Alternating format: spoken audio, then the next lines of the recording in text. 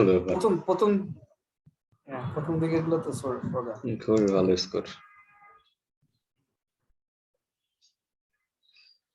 আচ্ছা, দুইজন আজকে তিনজন থাকবে না, ঠিক আছে। একরাম ভাই তো আছে দুবাই।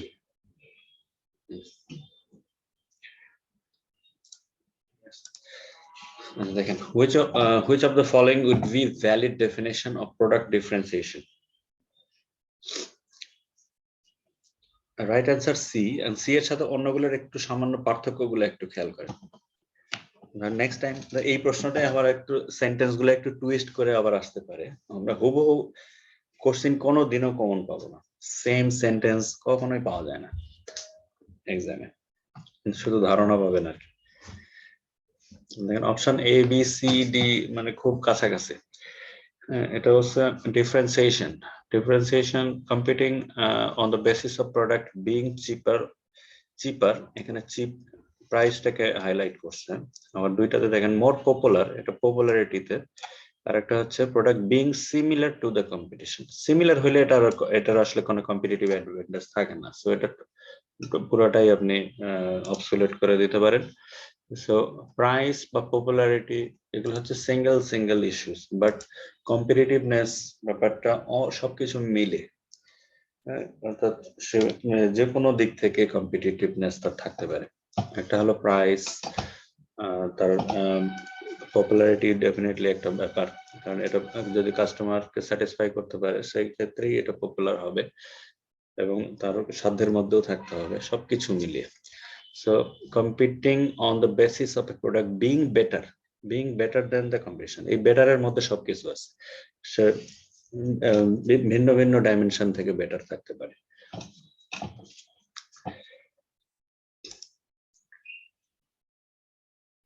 দুই নম্বরে দেখেন, which of the following is not an example of an internal factor in SWOT analysis?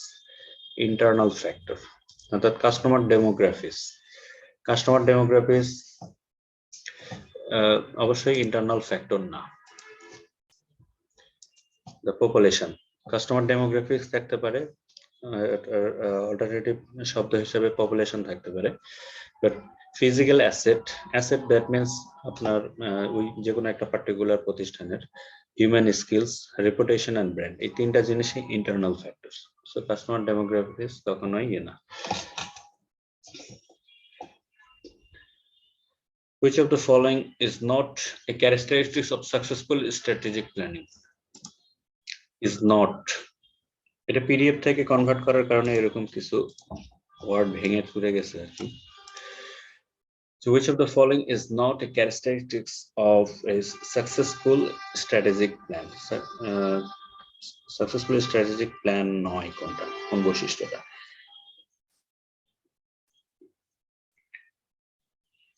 Right answer হলো এটা।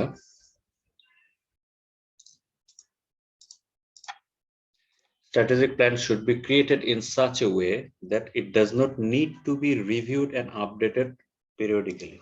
এই কথাটা কি আসলে ট্রু না ফলস, সেদিক থেকে বিবেচনা করলেই হবে।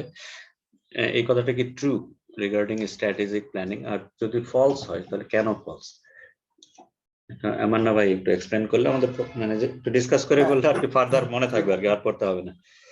Exactly. My strategic plan, it doesn't mean the stagnant something like one time sort of things, permanently করে রাখলাম আর রিভিউ দরকার নাই, মানে এটা অ্যাবসলিউট কোনো সমাধান না। না ডেফিনেটলি।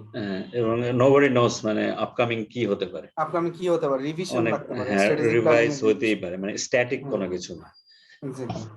নিড বেসড বা সিচুয়েশন অ্যানালাইসিস করে বা ঘটনা চক্রে এটাকে আমাদেরকে রিভাইজ করতে হতে পারে, এবং সেটা পিরিয়ডিক্যালি রিভিউ করতে হতে পারে, কারণ এই with the course of time আপনার মার্কেট সিচুয়েশন বা ইন্টারনাল টেকনোলজিক্যাল মানে এক্সটার্নাল আর ইন্টারনাল এনভায়রনমেন্ট অনেক পরিবর্তন আসতে পারে, যেটার কারণে আমার এটাকে রিভিউ করাটা এসেনশিয়াল। সো এরকম অ্যাবসলিউট কোনো কিছু না।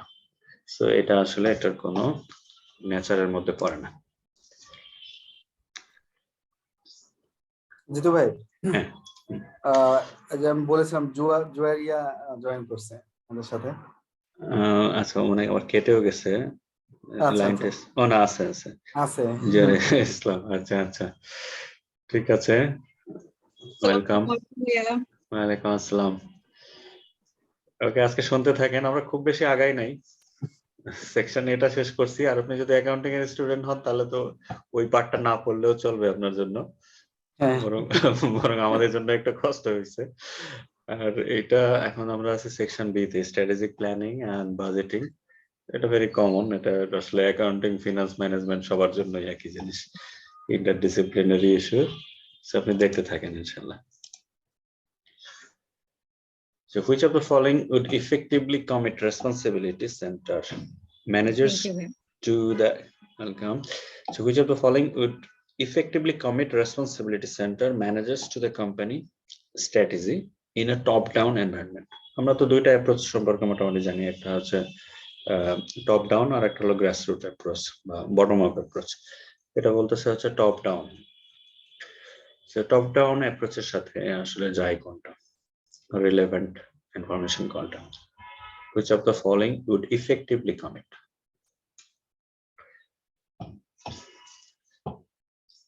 Absolutely option A, সেটা হচ্ছে the CEO sends memo to each manager with a specific instruction on forming their budgets. অর্থাৎ টপ ম্যানেজমেন্ট ফর্মুলেট করলো এবং সেটাকে নিচের দিকে কমিউনিকেট করলো, বাইরে কোনো কিছু না। So this is top down. But এটার সাথে অন্য অপশন গুলোর কন্ট্রাস্টটা কি একটু চেক করে যাই। দেখেন অপশন বি তে বলতেছে the CEO sends a completed budget to each manager for review. Each manager to review, that means এখনো বাজেট অ্যাপ্রুভ করে নাই, ফর্মুলেশন কমপ্লিট হয় নাই, বাট আমার ডাউনওয়ার্ডস ম্যানেজমেন্টের কাছ থেকে আমি ওপিনিয়ন নিচ্ছি, দ্যাট মিনস এটা পার্টিসিপেটরি। সো এটা কোনোভাবেই টপ ডাউন অ্যাপ্রোচের সাথে যায় না। Option C, the CEO interviews manager and key employees to determine what they feel. ব্যাপারটা একই, অর্থাৎ সবার সাথে ডিসকাশন করে যদি সিইও সিদ্ধান্ত নিতে চায়, it is also example of participatory approach. And the CEO waits for budget to be submitted and then reviews each for fits with the strategy. এটাও একই, যে উনি waits for budget to be submitted, তো submitted করবে কি সিইওর উপরে, তার কেউ নেই, দ্যাট মিন নিচের থেকে প্রপোজাল আসবে যে বাজেটটা এরকম হওয়া উচিত। সো এটাও পার্টিসিপেটরি। তো একই সাথে এই প্রশ্নটা এক্সপ্লেন করলে আমাদের টপ ডাউন এবং বটম আপ অ্যাপ্রোচের নেচার গুলো সম্পর্কে একটা রিভিউ হয়ে গেল।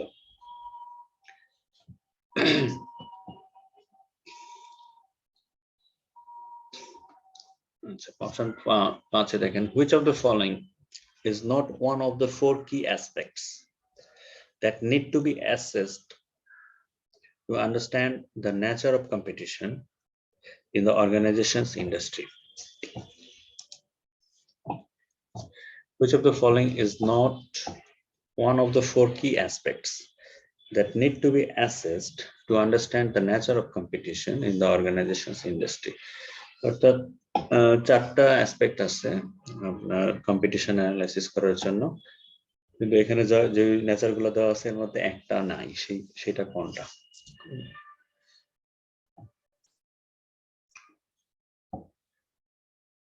আচ্ছা, ওই চারটা অ্যাসপেক্ট কি মনে আছে সৌরভ? সৌরভ বলতে পারবেন? কোনটা ভাইয়া? 5 নাম্বার, ফোর কি অ্যাসপেক্টস, চারটা অ্যাসপেক্ট কি কি? একটা দেখতেছি মানে মার্কেট শেয়ারটা না, মার্কেট শেয়ারটা এখানে রাইট অ্যান্সার হলো মার্কেট শেয়ার, যে মার্কেট শেয়ারটা না, অর্থাৎ এক্সেপ্ট, প্রশ্নটা হলো এক্সেপ্ট বা নট। বাকি 4C গুলা, আচ্ছা এটা কি 4C? এটা 4C না তো, না ফোর্সি না এটা 4C না। competitors capabilities, competitors strategies and competitors objectives। কারণটা আমি একটু আগে বইটা স্ক্যান করলাম, বইটা আমি এইটা হুবহু পাইনি উইলির বইতে, এটা আমি একটু দেখব। Product differentiation. ডিফারেন্সিয়েশন, জি প্রোডাক্ট ডিফারেন্সিয়েশন, আর শিওর? আমি 75%। বই না দেখে বলছি, আমি মানে পড়েছিলাম তো ভাইয়া, কিন্তু আজকে এটা স্ট্র্যাটেজিক প্ল্যানের উইলিতে একদম শেষের দিকে আমি একটা পেজ আছে, সিচুয়েশনাল অ্যানালাইসিস 147 নাম্বার পেজে এই সম্পর্কিত কিছু কথা আছে, কিন্তু এক্স্যাক্টলি এইভাবে গোছানো নাই, তো আর একটু দেখতে হবে আমাদের। ঠিক আছে, মানে চারটা মুখস্থ থাকলে এটা এমনি পারা যাবে, তো তিনটা মনে আছে, একটা মনে নাই, তো সেক্ষেত্রে আমার কিন্তু ভাইয়া বলে আসুন। ভাইয়া মাইকেল পোর্টারের আচ্ছা। ওটা আমার একটু মনে পড়ে, এটা হলো অবজেক্টিভ, স্ট্র্যাটেজি assumptions, assumptions হ্যাঁ, আর resources and capabilities. resources and capabilities আচ্ছা তার মানে এখানে assumptionsটা নাই বাকি তিনটা ঠিক আছে সেটা আমি আরেকটু স্ক্যান করব বাট মার্কেট কম্পিটিটরস মার্কেট শেয়ারটা না definitely না this is not one of the four key aspects of assessing the nature of competition আচ্ছা এই বিষয়গুলো মানে এখানে খুব মাথা খাটানোর কিছু নাই এগুলো একটু মনে রাখার বিষয় কিছু জিনিস মেমোরাইজ করতে হবে আর কি কনসেপচুয়াল ইস্যুস লাইক ডেফিনেশন বা নেচার ম্যাথমেটিক্যাল কোনো কিছু নাই এখানে So which of the following best describes the long-term goals and objectives of an entity? The long-term এর সাথে যায় কোনটা? Sales forecast, master budget, strategic plans, and capital expenditure plan.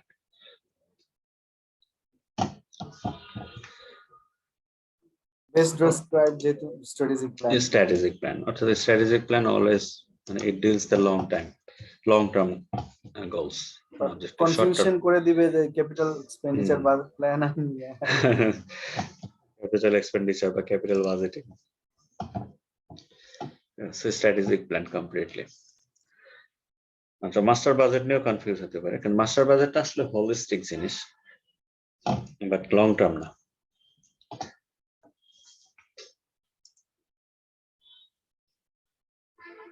আচ্ছা which of the following statement concerning vision statement is not correct vision statement সম্পর্কিত false statement কোনটা আসলে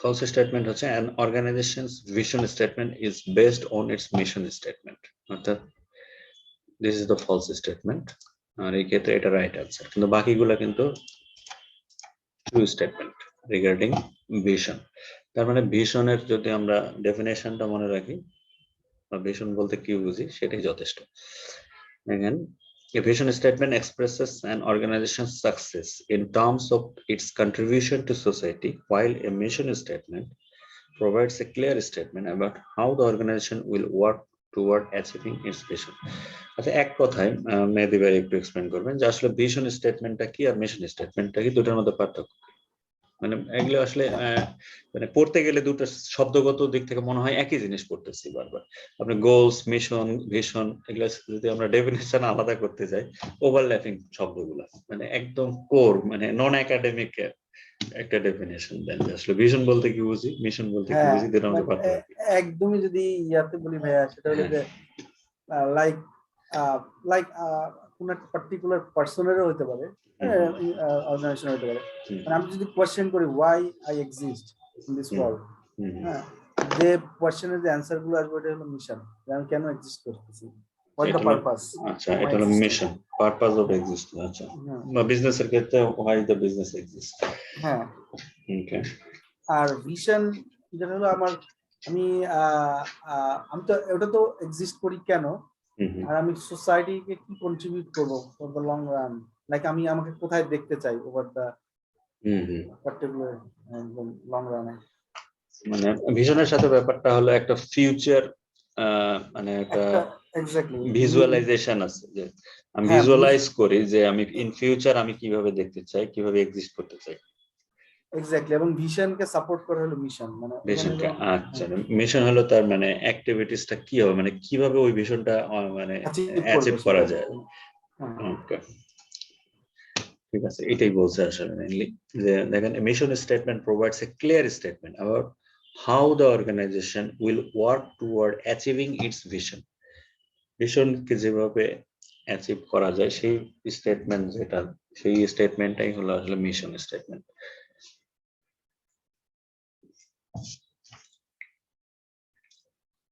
Okay, from its facility in North Carolina, TMC Corporation manufactures and sells a small electric car under the brand name of Quinoa. Is the first and only electric car of its kind in the market and is a bestseller owing to its low price. Low price. এটা একটু highlight করলাম আর একটা product হচ্ছে electric কার এটা small electric car Okay, which of the following is a threat that is to reduce the competitive advantage of quinoa has due to its low price.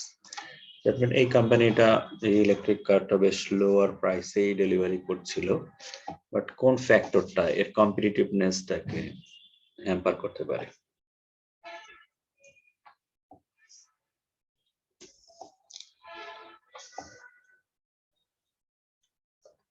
আচ্ছা, option A তে দেখেন the price of gasoline increase sharply.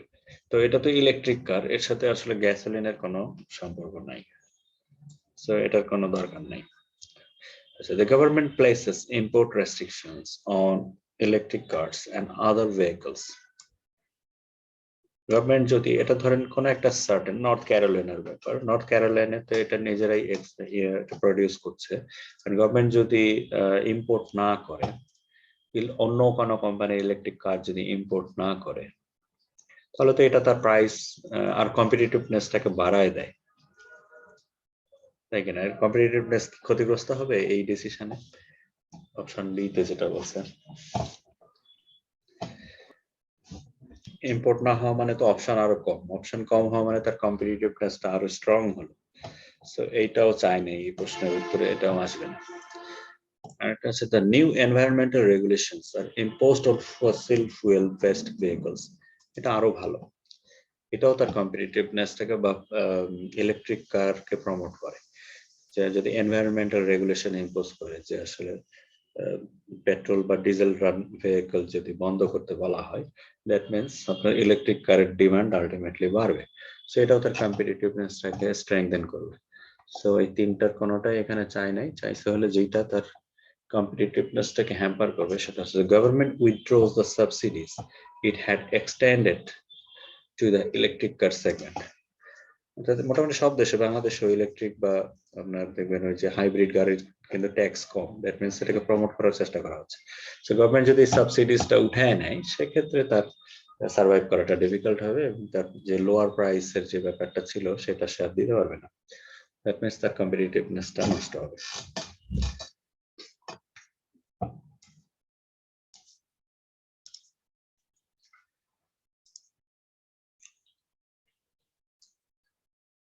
আচ্ছা, Romero Roman Incorporation, a leading manufacturer of cars, has two product lines. দুই ধরনের product নিয়ে কাজ করে, একটা হচ্ছে small family cars and luxury cars. According to BCG growth share matrix, in which quadrant would small family cars likely be classified? ম্যাট্রিক্সটা সম্পর্কে তো আমরা জানি, মোটামুটি চারটা সেগমেন্ট আছে। এখানে হাইলাইট করা হয়েছে স্মল কার্সটাকে। স্মল কারটা আসলে কোন গ্রুপের মধ্যে ফেলা যায়? Cash cow, dogs, stars and question mark.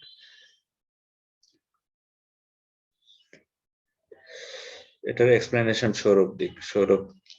সৌরভের জিনিসগুলো মুখস্থ, কিন্তু সৌরভ কিন্তু এক্সপ্লেন করতে পারে না। সৌরভ, হ্যালো।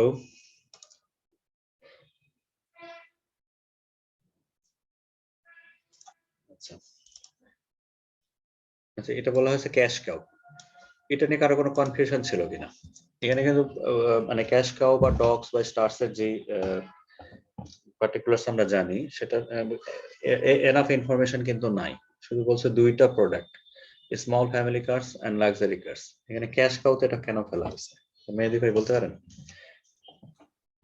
ভাইয়া, কারণ হলো যে ক্যাশ কাউ এর ক্যারেক্টারিস্টিক্স হলো আপনার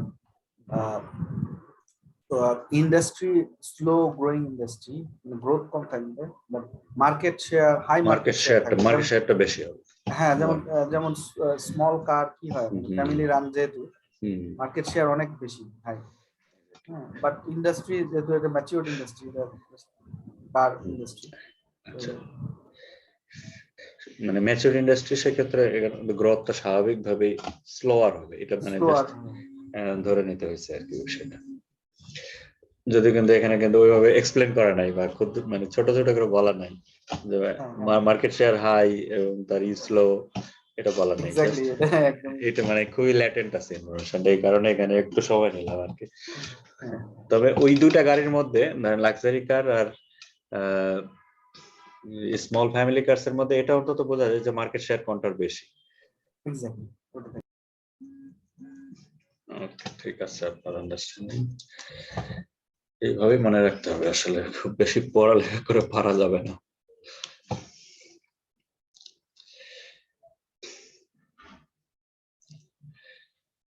আচ্ছা,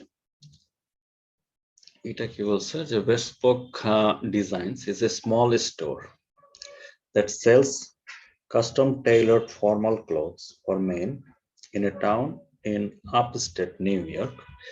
বুঝতে পারছি, একটা tailoring shop. The company has been doing good business since its inception 5 years ago and is the first choice of discerning clients in the area. বুঝতে পারলাম এটা খুব মানে পশ একটা টেইলার্স, খুব নামি দামি, popular. The owner of the company had approached an investor to help fund for its growth. The investor is impressed with the company's product but is worried that since Bespoke's market is attractive, new entrants would soon flood the market and reduce the profitability of the business. Okay, using Porter's 5 forces, which of the following facts can Bespoke's management use to convince the investor that the threat of new competitors is low? যে প্রশ্নটা clear কিনা? প্রশ্নের ডিমান্ডটা মানে বুঝতেছি যে এটা আসলে ইনভেস্টরকে convince করতে হয়েছে তাকে কোনো একটা গ্রাউন্ড থেকে, বাট যে ইস্যুতে তাকে কনভিন্স করা হয়েছে সেই ইস্যুটা আসলে কি ছিল এবং এটার সাথে পটার্সের যে 5 ফোর্সেস এবং এই ওই ইস্যুটা আসলে is one of the 5 forces, পাঁচটার একটা কোনো একটা বিষয়টা। তো তার মানে পটারের 5 ফোর্সেস আমাদের একটু মাথায় রাখতে হবে। দ্যাট মিনস এটা আসলে এন্ট্রি ব্যারিয়ার নিয়ে কথা বলতেছে। ডেফিনেটলি ইনভেস্টরের আশঙ্কা ছিল যে তোমার ব্যবসা প্রফিটেবল, সো নতুন নতুন আরো অনেক ইনভেস্টর আসতে পারে। সো যে গ্রাউন্ড থেকে সে কনভিন্স করলো সেটা হলো the company is owned and operated by designers who are famous for their deep understanding of customer preferences and their distinctive style. এটা খুবই ইউনিক এবং তাদের খুব এফিশিয়েন্ট লোকজন আছে, তাদের ডিপ আন্ডারস্ট্যান্ডিং আছে যেটা অন্যদের নাই। অন্যরা হয়তো ইনভেস্টমেন্ট নিয়ে আসতে পারবে, আনলেও এখানে সার্ভাইভ করার জন্য তার আদার্স যে জিনিসগুলো দরকার, যে রিসোর্সগুলো, সেটা হয়তো থাকবে না। দ্যাট মিনস এখানে একটা স্ট্রং এন্ট্রি ব্যারিয়ার আছে বলে সে কনভিন্স করছে ইনভেস্টরকে। এক্স্যাক্টলি ভাই, মানে কি কম্পিটেন্সিস হলো আপনার যে ডিজাইনার্স যার নলেজ আছে, ডিস্টিংটিভ স্টাইল এবং ডিস্টিংটিভ স্টাইল, হ্যাঁ, ওরে না নিয়ে যেতে পারলে মানে কোন মানে পসিবল না এটা। এই এক্সপেরিয়েন্সটা তো অন্যদের নেই। হয়তো তাদের ইনভেস্টমেন্ট করার মতো পয়সা আছে, কিন্তু আসতে পারবে, চাইলেও আসতে পারবে কিন্তু টিকতে পারবে। আচ্ছা, সেক্ষেত্রে পটার্স এর 5 ফোর্সেস কি আমাদের মনে আছে? পটার সাহেবের 5 ফোর্সেস আমি উল্লেখ করি।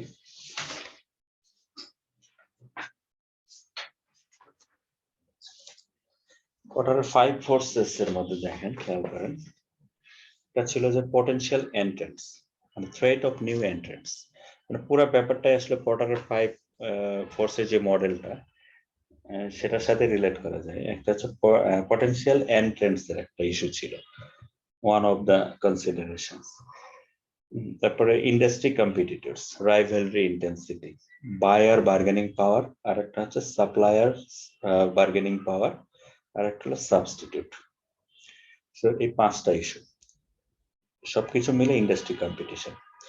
একটা হচ্ছে, একটু মনে করেন, এটা হচ্ছে potential entrance, buyer bargaining power, substitutes, supplier bargaining power, আর একটা হচ্ছে industry competitors.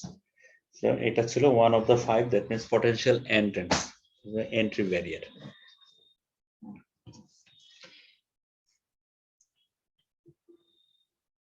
Threat of new entrants.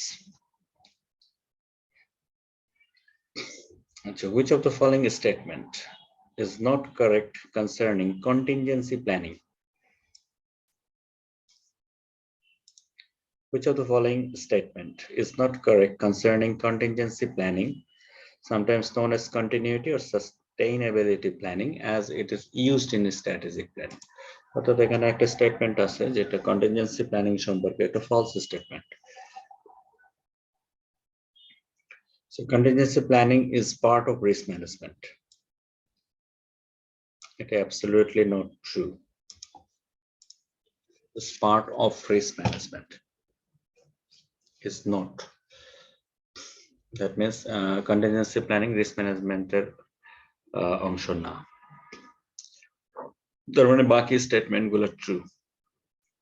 একটা হচ্ছে contingency planning cannot cover every possible scenario an organization could encounter. Contingency ব্যাপারটা তো আনসার্টেন ইস্যুস, যেটা আমরা হতে পারে, হলে কতটুকু ক্ষতি হবে, কি করা যায়, সেই সমস্ত বিষয় নিয়ে একটা বাজেট আমরা ধরে রাখি। তার জন্য কি করণীয় দুটাই, অ্যাক্টিভিটিস কি করব, অ্যাকশন এবং কোয়ান্টিটেটিভ সাপোর্ট বা মানিটারি সাপোর্ট, দুইটা নিয়ে একটা প্রস্তুতি থাকে। So that means it cannot cover every possible scenario. কখনোই পারবে না। But as a contingency planning can help an organization prepare to effectively respond to relatively unlikely risk that could have catastrophic results for the organization. Can help করতে পারে, but একেবারে complete solution তো দিতে পারবে না। Can help. But a contingency planning can help an organization prepare to effectively respond.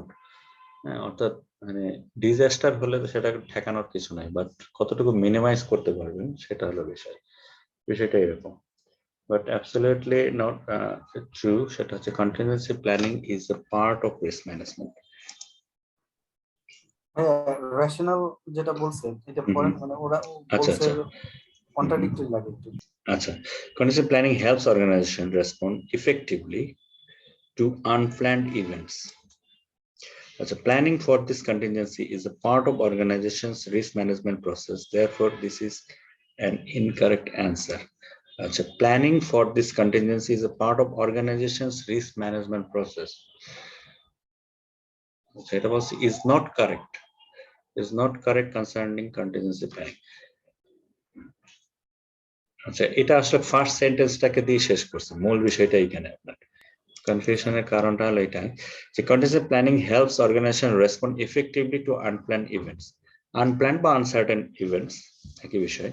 এইটা হলো, যদি আপনাকে এখানে বলা হতো এই চারটা অপশনের মধ্যে একদম বেস্ট রিলেটেড স্টেটমেন্ট কোনটা, সেক্ষেত্রে আমার এখানে যেটা ফার্স্ট সেন্টেন্স দিয়ে যেটা বুঝাইছে সেটাই হতো।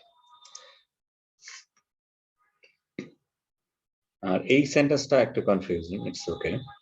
But planning for this contingency is planning for these contingencies, not contingency. So এটার মধ্যে তো একটু তফাৎ আছে তো। আচ্ছা, contingency planning R planning for contingency শব্দগত পার্থক্য আছে মনে হয় একটু।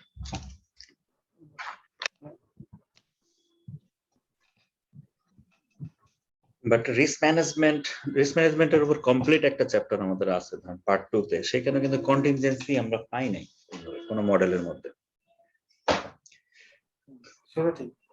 কোন একদম, যদি এটা একটা পার্ট অফ রিস্ক ম্যানেজমেন্ট হয় তাহলে এরকম একটা গুরুত্বপূর্ণ সিলেবাস যেটা আমি কভার করছি অলরেডি। সো কন্টিনজেন্সি নিয়ে কিন্তু ওইরকম কোনো কথাবার্তা নেই, বরং আপনি রিস্কটাকে কিভাবে শেয়ার করবেন, কিভাবে মিনিমাইজ করবেন, কিভাবে অ্যাভয়েড করবেন, রিস্কটাকে ট্রান্সফার করবেন, সেই সম্পর্কে তো যথেষ্ট লেসন আছে। বাট কন্টিনজেন্সি এটা একটা কমপ্লিটলি একটা পিলার বা একটা mechanism, not that actually.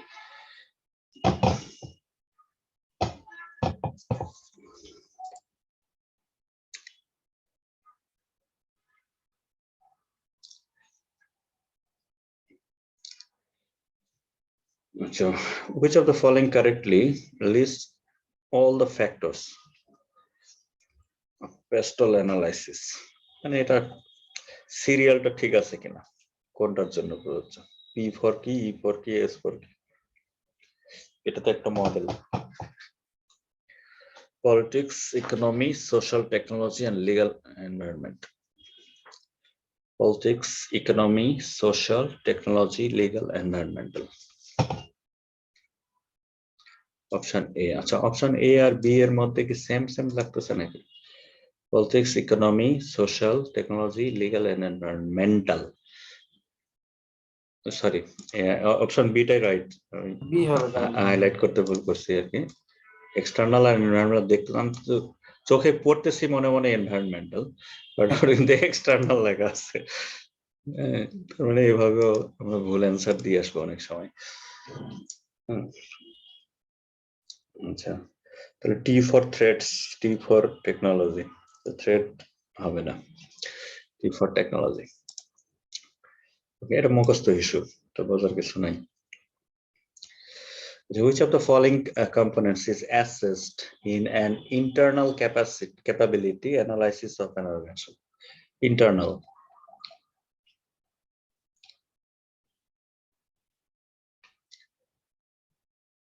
That means আমরা তো internal environment আর external environment নিয়ে যথেষ্ট পড়াশোনা করছি, তো সেদিক থেকে বিবেচনা করলে internal factor আসলে কোনটা?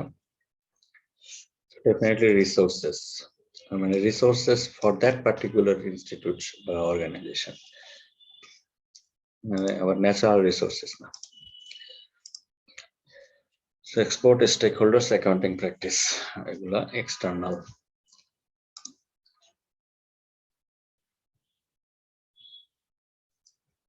Internal capability analysis helps to ensure that organization has the resources, skills, process to reach internal.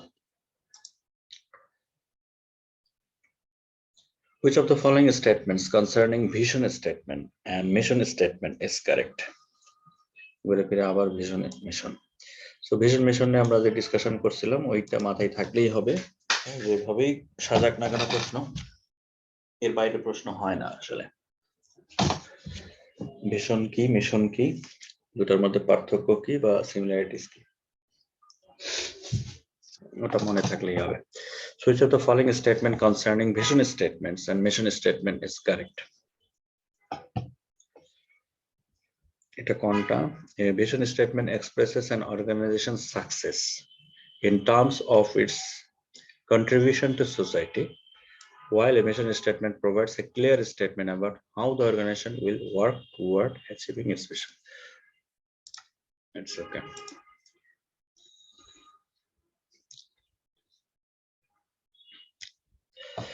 এটা একটা ভালো প্রশ্ন। This is the growth matrix. Which of the following statements concerning a question mark on the Boston Consulting Group বা সংক্ষেপে BCG growth share matrix is correct? Just প্রশ্ন যেটাই থাক, আমাদের জাস্ট মডেলটা মনে থাকলেই হবে যে কোশ্চেন মার্কটা আসলে কোনটা, কোশ্চেন মার্কের বৈশিষ্ট্যটা কি, যে কেউ একজন বলতে পারেন, সবাই শুনলেই হবে। কোশ্চেন মার্ক সিচুয়েশনটা কোনটা? লো ক্যাশ জেনারেটিং ক্যাপাবিলিটি আর না গ্রোথ রেট হাই থাকবে, দ্যাটস ওয়াই কোশ্চেন মার্ক। তো ফিউচারে গ্রোথ হাই প্রবাবিলিটি, আচ্ছা, হাই গ্রোথ রেট আর লো ক্যাশ জেনারেটিং ক্যাপাবিলিটি। আচ্ছা, ওকে ওকে, দ্যাট মিন্স এটা নিয়ে প্রশ্ন, তার প্রশ্নটা আসতেছে কেন, এটাকে why it is questionable.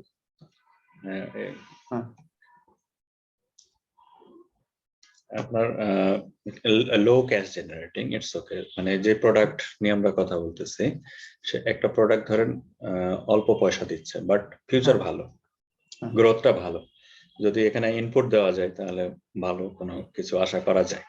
Exactly, that means questionable, that means এটা নিয়ে চিন্তা ভাবনা করার সুযোগ আছে, এক্স্যাক্টলি, মানে ডিরেক্টলি রিজেক্ট বা অ্যাকসেপ্ট করার মতো কোনো কিছু না, এটা নিয়ে আরো ইনপুট দেওয়া বা চিন্তা ভাবনা, ডিসকাশন, কনসিডারেশনের বিষয় আছে। That's why it's questionable.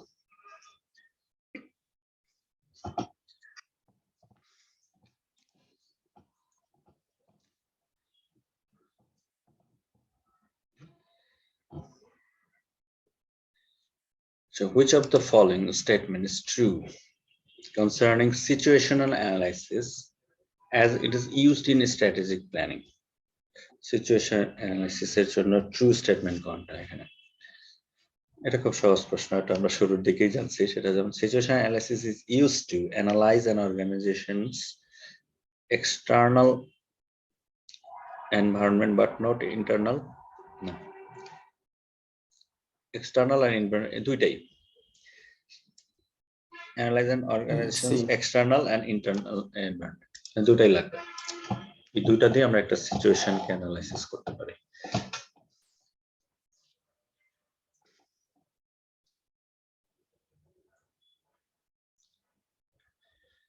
A country's political environment will likely affect which of the following? Political environment কোনটাকে এফেক্ট করতে পারে? এখানে চারটা অপশন। Long range planning but not budgeting, budgeting but not long range planning, both budgeting and long range planning, neither. আচ্ছা, এটা উত্তর দেখতেছি আমরা হচ্ছে long range planning but not budgeting. এটার কারণটা কি, এটার ব্যাখ্যাটা কি? পলিটিক্যাল এনভায়রনমেন্টের সাথে এটার কি সম্পর্ক এবং লং রেঞ্জের কি সম্পর্ক? বাজেটটা আমরা জানি শর্ট টার্ম, আর long range planning that means strategic planning সম্পর্কে বলা হচ্ছে। স্ট্র্যাটেজিক প্ল্যানিংটা তো ডেফিনেটলি লং রেঞ্জ বা লং টার্ম, বাট তার রিলেশনটা কি পলিটিক্যাল এনভায়রনমেন্টের সাথে? মেহেদী ভাই বলুন। পলিটিক্যাল এনভায়রনমেন্ট আসলে এই আমার যেটা মনে হয় যে আনসার্টেনটি যেটা আছে পলিটিক্যাল এনভায়রনমেন্ট রিলেটেড, তো এটা কখনোই মানে it's not short term related কোনো ইস্যু না। So it affects the long term planning, strategic planning of the business as a part of the external environmental impact. ঠিক আছে, প্রথম দিকে আমি আপনার মতো চিন্তা করছি, সেটা হচ্ছে আমরা আসলে বাংলাদেশের মানুষ তো আমরা আসলে পলিটিক্যাল এনভায়রনমেন্ট বললেই পলিটিক্যাল স্ট্যাবিলিটির কথা প্রথম মাথায় আসে, কিন্তু ব্যাপারটা ওইরকমও না। হ্যাঁ, এটা political stability is very important একটা ফ্যাক্টর লং রেঞ্জ প্ল্যানিং এর জন্য, বা আদৌ বিজনেস করবো কিনা সেটার জন্য একটা, যদি আফগানিস্তান বা বায়ারমানের মতো ইস্যুস হয়। বাট এখানে পলিটিক্যাল এনভায়রনমেন্ট দিয়ে যেটা বোঝাইছে, আমরা দেখছি সিনারিও অ্যানালাইসিস, আমরা দেখছি সিনারিও অ্যানালাইসিসের মধ্যে ইন্টারনাল ফ্যাক্টর আছে, ইন্টারনাল ফ্যাক্টর আছে। তো পলিটিক্যাল এনভায়রনমেন্টটা হচ্ছে external factor. External factor political environment relates to the government বা সভরেন কিছু ডিসিশনকে মেইন করে, like some regulatory changes, policy making, but legislative changes, ধরেন আপনার ট্যারিফ নন ট্যারিফ ব্যারিয়ার্স, আপনার এনবিআর এর কিছু পলিসি চেঞ্জ হচ্ছে, যেমন 91 এ আমাদের ছিল না, ভ্যাট ছিল না, তো সাইফুর রহমান সাহেব ভ্যাট ইন্ট্রোডিউস করছে। So it's a political decision, that means political economy, just ওই জিনিসটাকে মেইন করতেছে ওইটার জন্য। হ্যাঁ, but overall it's very important, political stability is very important, ওটা একদম গোড়ার কথা। বাট আদার্স মানে সভরেন ডিসিশন গুলা, গভর্নমেন্টের এমন কোনো ডিসিশন বা সেন্ট্রাল ব্যাংকের decision, monetary policy, regulatory policies. হ্যাঁ, আপু কিছু বলতে চাই, রেইজ হ্যান্ড, আপনি বলতে পারেন। ভাই, একটু আগে আমরা যে একটা এক্সাম্পল দেখলাম যেখানে গভর্নমেন্ট একটা সাবসিডি বসায় দিচ্ছে, যেটার কারণে ইলেকট্রিক কার হয়তো বা আর ইয়ে করা যাবে না, এটা একটা এক্সাম্পল হইতে পারে। এক্সিলেন্ট, এক্স্যাক্টলি ওই জিনিসটাকে মেইন করা হচ্ছে।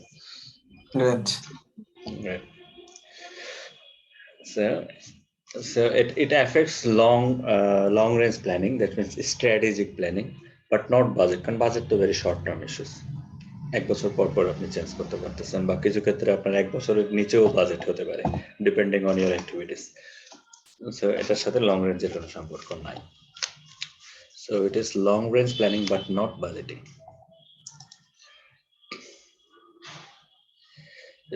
How is strategic planning different from strategy formulation? এটা নিয়ে আমাদের ওই চ্যাপ্টারের শুরুতে একটা কথা ছিল যে আসলে স্ট্র্যাটেজি এন্ড স্ট্র্যাটেজিক প্ল্যানিং এই শব্দগত যে পার্থক্যটা কি, জাস্ট ওটা মনে থাকলেই হবে। এখানে যা লিখছে নেক্সট ফাইনাল এক্সামে যদি এই সেন্টেন্স দিয়ে কোশ্চেন হবে, এর কোনো মানে নাই। বাট আমাদেরকে যদি জানতে হবে যে স্ট্র্যাটেজি আর স্ট্র্যাটেজিক এই শব্দ দুটার মধ্যে আসলে রিলেশন বা ডিফারেন্সিয়েশনটা কি, এটা মনে আছে কিনা এনিওয়ান? তৌহিদ ভাই সম্ভবত অসুস্থ এবং রিলেট কানেক্ট করতে পারতেছে না। তৌহিদ ভাই আছেন? হ্যালো, আমি আছি। আচ্ছা আচ্ছা, আপনার মনে হয় আমি বারবার লাইন কেটে participate করবো না। যাচ্ছিল। আচ্ছা হ্যাঁ ইন্টারনেটে আমার সমস্যা হচ্ছে। আচ্ছা আচ্ছা, আপনি শোনেন তাহলেই হবে। শুনতেছি আমি আছি। Okay. আচ্ছা, স্ট্র্যাটেজি আর স্ট্র্যাটেজিক এর মধ্যে আসলে পার্থক্যটা কি? দুটো শব্দ দুটো খুবই ওভারল্যাপিং, যেমনটা ধরেন বাজেট আর বাজেটিং এর মধ্যেও কিন্তু ঠিক একই রকম একটা রিলেশন আছে। স্ট্র্যাটেজি ফর্মুলেশন মানে হচ্ছে এটা, যেটা আপনার প্ল্যানিং প্রসেস বা স্ট্র্যাটেজির যে প্রসেসের মাধ্যমে আপনি স্ট্র্যাটেজি তৈরি করেন, স্ট্র্যাটেজি ফর্মুলেট করেন, এটাই হলো স্ট্র্যাটেজি। শুধু স্ট্র্যাটেজি যদি বলে, it is all about formulation of the strategy. আর স্ট্র্যাটেজিকটা হলো যে আপনি আসলে ওই স্ট্র্যাটেজিটাকে কিভাবে ইমপ্লিমেন্ট করবেন, অনেকটা মিশন ভিশনের মতো কাছাকাছি concept. Strategy, it's all about the formulation of a strategy, and strategic planning means how it will be achieved. এটুকুই পার্থক্য। So how is strategic planning different from strategy formulation? এখন রাইট অ্যান্সারটা আমরা দেখে নেই।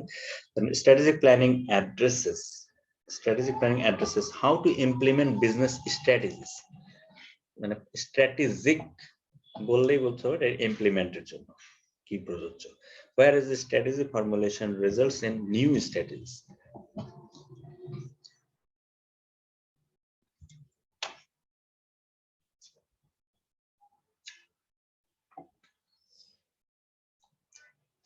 Okay, which of the following best describes the function of SWOT analysis? Best describes অর্থাৎ SWOT analysis সম্পর্কিত এখানে বেস্ট স্টেটমেন্ট কোনটা নিচে দিই।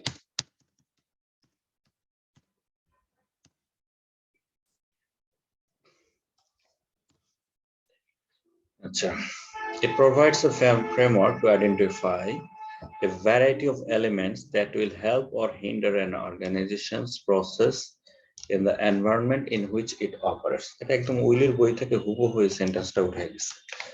SWOT analysis এর শুরুর দিকে এই কথাটা বলা আছে, একদম লাইন বাই লাইন দিয়ে প্রশ্নটা সেট করছে। That means which of the following best describes the function of SWOT analysis? SWOT analysis এর যে ফাংশন সম্পর্কিত বেস্ট ডেসক্রিপশন কোনটা? আরো অনেক বৈশিষ্ট্য বা অনেক রিলেভেন্ট ইনফরমেশন আছে SWOT অ্যানালাইসিস সম্পর্কিত, বাট আমার এই উইদিন 4 অপশনস বেস্ট কোনটা? It provides a framework to identify a variety of elements that will help or hinder an organization's process. আচ্ছা, হেল্প অর হিন্ডারের সাথে SWOT এর যে 4টা ওয়ার্ড, মানে SWOT, S for strength, W for weakness, O for opportunity, T for threats, এখানে 2টা negative এবং 2টা পজিটিভ ফ্যাক্টর আছে। এইটার সাথে মেলাতে পারেন কিনা একটু, জাস্ট আমরা SWOT-টা কি এটা মোটামুটি আমরা সবাই জানি, বিজনেস স্ট্র্যাটেজি যারা মানে ফিনান্সের সবাই জানে SWOT-টা কি। যেহেতু আমরা শুধু সেন্টেন্স পড়ে আমাদেরকে ডিসিশন নিতে হবে, সো হেল্প অর হিন্ডার এর মধ্যেই কিন্তু আপনার SWOT এর পুরো ব্যাপারটাই লুকিয়ে আছে, আগে পিছে কোনো কিছু দেখার দরকার নেই। মেজি ভাই কি ব্যাপারটাই ধরতে পারছেন কিনা? হ্যাঁ ভাইয়া, যেমন রিসোর্সেস আর ক্যাপাবিলিটিস, ইট হেল্পস।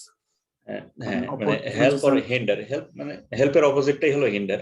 হ্যাঁ, অপরচুনিটিস, থ্রেটস হলো আপনার হিন্ডার। তার মানে এস আর ও, SWOT এর যে 4টা এলিমেন্ট, এস মানে স্ট্রেংথস আর ও ফর অপরচুনিটি, এই দুটো কিন্তু আপনাকে হেল্প করতে পারে, এই দুটোর উপর যদি ডিপেন্ড করেন। আর হিন্ডার দ্যাট মিন্স যেটা আপনাকে ডুবাই দিতে পারে, সেটা হচ্ছে আপনার উইকনেসেস এন্ড থ্রেটস। সো এটা মানে related to this word help or hinder. So এই 4টা এলিমেন্টকে অ্যানালাইসিস করার পর আমরা একটা ফ্রেমওয়ার্ক বার করাই।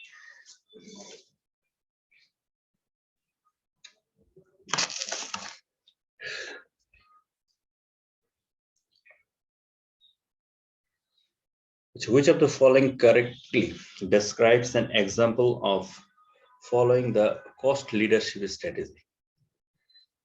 যেখানে 4টা ঘটনা দেওয়া আছে, যেটার সাথে আসলে কস্ট লিডারশিপ স্ট্র্যাটেজি সম্পর্কটা কোথায় এবং বেস্ট ডেসক্রিপশন কোনটা? প্রথমত ব্যাপার হলো কস্ট লিডারশিপ স্ট্র্যাটেজি বা কস্ট লিডারশিপটা আসলে কি? কস্ট লিডারশিপ দ্বারা কি বোঝাচ্ছে? কস্ট অ্যাকাউন্টিং করতে গেলে এটা ক্লিয়ার জানতে হবে। আচ্ছা আপু বলুক। আমি এখন অপশনটা করতেছি। আচ্ছা সমস্যা নাই, আপনার সবকিছু একাডেমিক্যালি চিন্তা করার দরকার নাই। এখানে সবাই আসলে অভিজ্ঞতা দিয়ে পড়াশোনা করার চেষ্টা করি আসলে, কারণ ওই একাডেমিক স্টাইলে পড়লে এখানে আসলে উতরানো কঠিন, সময় পাবেন না। তো আমাদের জেনারেল নলেজটাই কাজে লাগাইতে হবে, যেহেতু সবাই মোটামুটি বিভিন্ন প্রতিষ্ঠানে আছি দীর্ঘদিন, সবারই 10 ইয়ার্স প্লাস মানে জব এক্সপিরিয়েন্স। সো এই এক্সপিরিয়েন্সটা আপনাকে হেল্প করবে এখান থেকে অনেক কিছু ফাইন্ড আউট করতে। আরেকটা বিষয় হলো আমাদের টেক্সট বুকটা পড়া থাকলে খুব ভালো হয় এগুলো রিলেট করতে, আর বাকিটা আপনার general knowledge common sense apply করে আসলে বের করতে হবে, সবকিছু মুখস্থ করে পারবেন না। এটা কস্ট লিডারশিপ বলতে এখানে বোঝা যাচ্ছে যার কস্ট রিলেটেড অ্যাডভান্টেজটা আছে বেবি, মানে যে হচ্ছে কম খরচে মার্কেটে অন্যান্যদের চেয়ে কম খরচে ম্যানুফ্যাকচারিং বা অন্যান্য ইস্যুতে যাইতে পারতেছে এখানে তো। এক্স্যাক্টলি, একদম পুরো জিনিসটাই ঠিক আছে, সেটাই দরকার। অর্থাৎ তার এমন কোনো অ্যাডভান্টেজ আছে বা এমন কোনো টেকনোলজি বা art or efficient man power সবকিছু মিলে, অর্থাৎ মূল ব্যাপারটা হলো ইফিসিয়েন্সি। সবকিছু মিলে যদি আপনার ইফিসিয়েন্সি বেশি থাকে, দ্যাট আপনার efficiency will help you to reduce the cost. আর কস্ট রিডিউস করা মানে আপনার ম্যানুফ্যাকচারিং কস্ট বা আপনার প্রোডাকশন কস্ট যদি কম হয়, তাহলে অন্যদের থেকে এটা আমার একটা অ্যাডভান্টেজ ডেফিনেটলি, যেটার কারণে অন্যরা যদি 100 টাকায় একটা প্রোডাক্ট সেল করে লাভ করে 10 টাকা, আমি সেখানে অবশ্যই আমার ডিলার বা এজেন্টদের কাছে একটু 2 টাকা হলেও কম রেখে আমি এখানে একটা অ্যাডভান্টেজ নিতে পারবো বা মার্কেট শেয়ারটা বাড়াইতে পারবো। This is called cost leadership strategy. So এই ধরনের কস্ট লিডারশিপ স্ট্র্যাটেজিকে হেল্প করতে পারে একটা ঘটনা, যেটা দেখেন এখানে রাইট অ্যান্সারটা আসলে অপশন এ। অপশন এটা দেখলেই বুঝতে পারবেন, নিচের গুলো না দেখলেও চলবে। সেটা হচ্ছে a company sends all its employees to training to improve their skills so they become more efficient and reduce total operating cost. পুরো ব্যাপারটাই, আরো অনেক কিছু হতে পারে, বাট মূল থিমটা এটা যে তার এমপ্লয়ীদেরকে এফিশিয়েন্ট করলেই তার কস্ট রিডিউস করা সম্ভব, যেহেতু লার্নিং কার্ভের সাথে এটার একটা সম্পর্ক আছে। জি।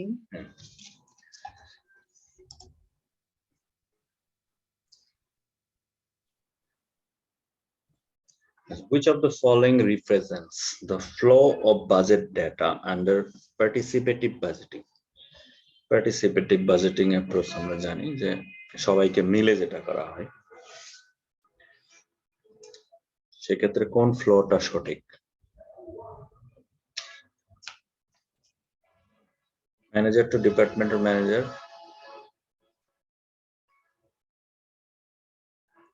এখানে মনে হয় ভেঙে গেছে মনে হয়। আচ্ছা রাইট অ্যান্সারটা দেখি তাহলে। দেখেন department manager to plant manager to vice president of production. Participative, that means democratic ওয়েতে, এবং এটা অনেকটাই আপনার বটম আপ অ্যাপ্রোচ, নিচের থেকে উপরের দিকে যাচ্ছে ফ্লোটা। Department manager to plant manager to vice president, তারপর সিইও পর্যন্ত যেতে পারে।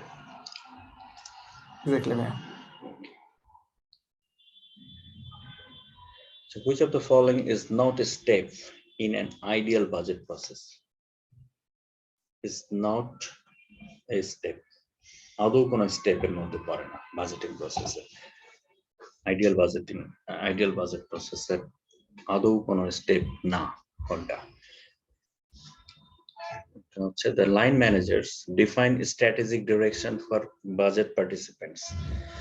Line managers মানে একদম লোয়ার স্টেপ থেকে আসতেছে জিনিসটা, যে লোয়ার স্টেপের সাথে নিচের দিকে বা মিড লেভেল ম্যানেজমেন্টের আসলে স্ট্র্যাটেজি সম্পর্কে খুব বেশি ধারণা থাকার কথা না।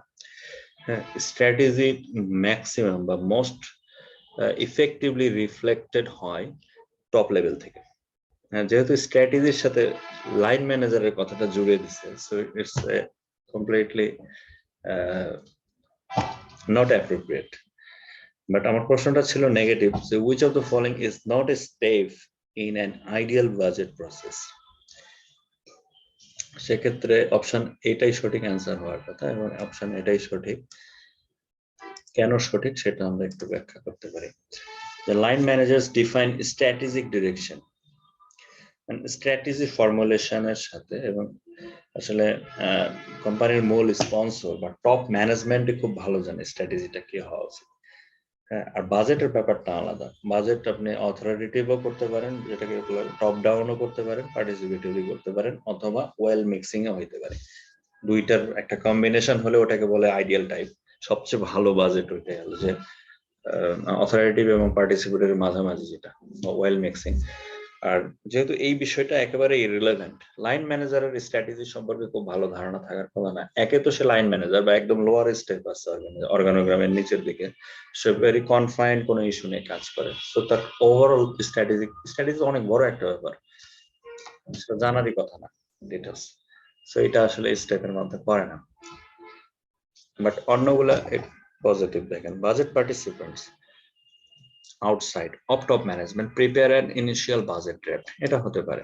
অর্থাৎ কোনো রিসোর্স পারসন বা একজন বাজেট এক্সপার্ট ম্যানেজমেন্টের জন্য একটা ড্রাফট রেডি করতে পারে, এটা হয়। The initial budget draft is submitted to the next management level up for review and input. এটা একটা very good example for participatory budgeting process. It is true. The budget draft is revised in an iterative process based on discussion between participants at different management level. এটা একটা participatory way. So এই তিনটা স্টেটমেন্টই সত্য না এটা, আর এটাই প্রশ্নের demand ছিল।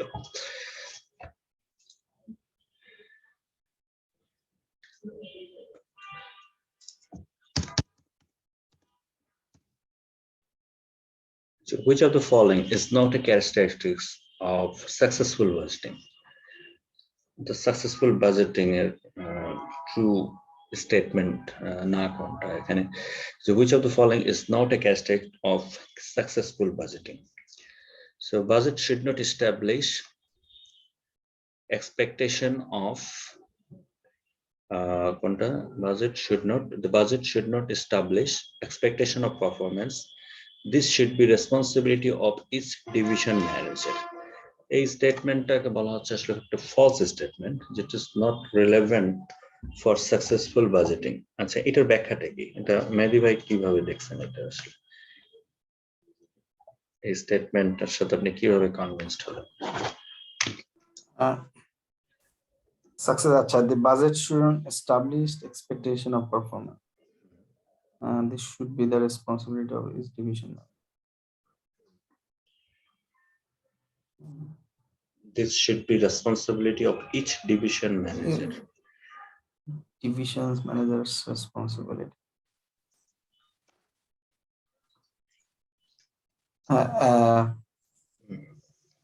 Exactly. বাজেট ভাইয়া, যখন আমার বাজেট সেট করা হয় ডিভিশনাল মাস্টার বাজেটটাকে ভেঙে ভেঙে, তখন প্রত্যেক রেসপন্সিবল ম্যানেজার তাদেরকে যখন স্পিক করে করে বাজেটটা দেওয়া হয় two reach the budgetary target. So this should be the responsibility of divisional manager. That's why this responsibility of divisional manager. So it shouldn't establish expectation of performance. এটা কিন্তু একটা ফলস স্টেটমেন্ট, হ্যাঁ, not relevant information, মানে false statement.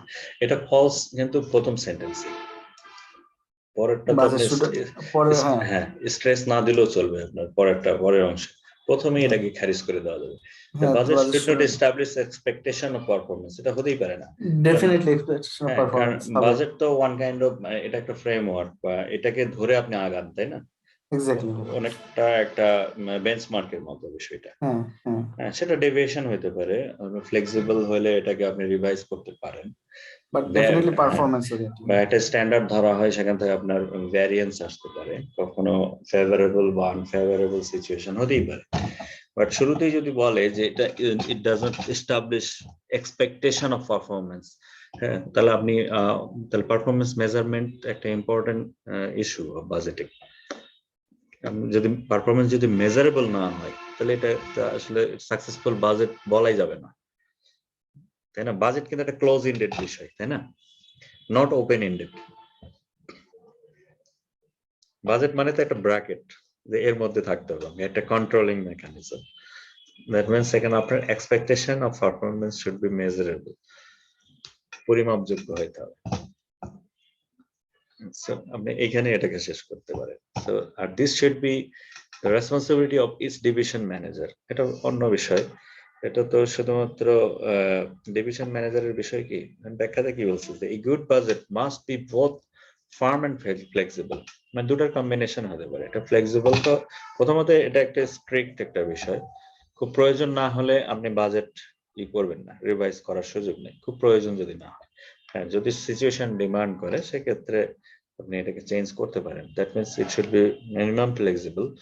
Employees, departments and divisions, এখানে খেয়াল করেন, employees, departments and division should be able to depend on a budget that makes firms commitments on resources that will be available and that firmly establishes expectation of performance. তার মানে এটা শুধুমাত্র division ম্যানেজারের কাজ না, ডিভিশন ম্যানেজার একা এটাকে বহন করতে পারবে না, সবার এনগেজমেন্ট লাগবে। একদম অর্গানোগ্রামের নিচের থেকে শুরু করে উপর পর্যন্ত সবার অংশগ্রহণের মাধ্যমেই আপনাকে ইমপ্লিমেন্ট করতে হবে। So দুইটা সেন্টেন্সে গলদ আছে, সো এটা একটা ফলস স্টেটমেন্ট।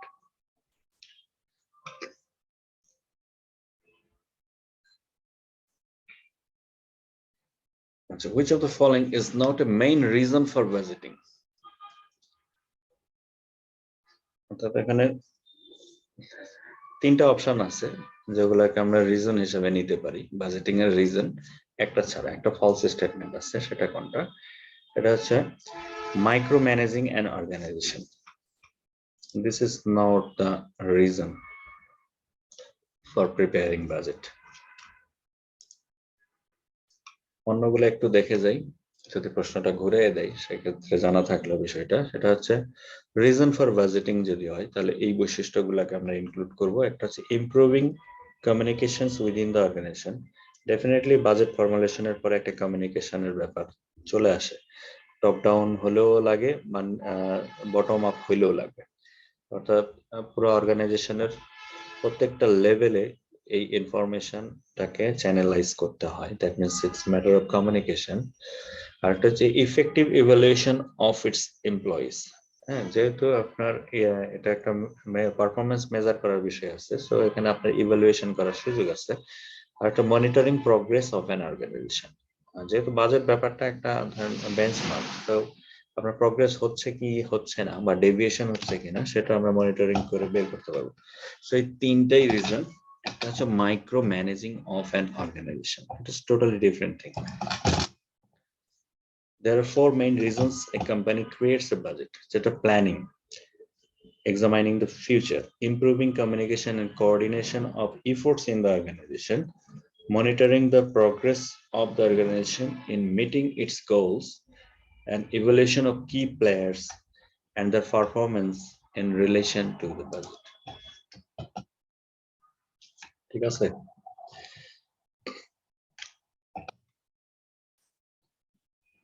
আর বেশি নাই। So again, how does budget affect the allocation of organization resources? How does budget affect the allocation of organization resources? Organization resource কিভাবে allocation, organization resource allocation কে কিভাবে affect করে?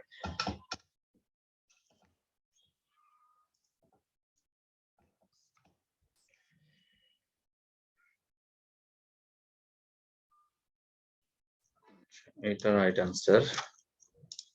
কিভাবে এফেক্ট করে সেটা আমরা একটু ধারণা নিতে পারি এখান থেকে। দেখেন, spending money and positioning assets.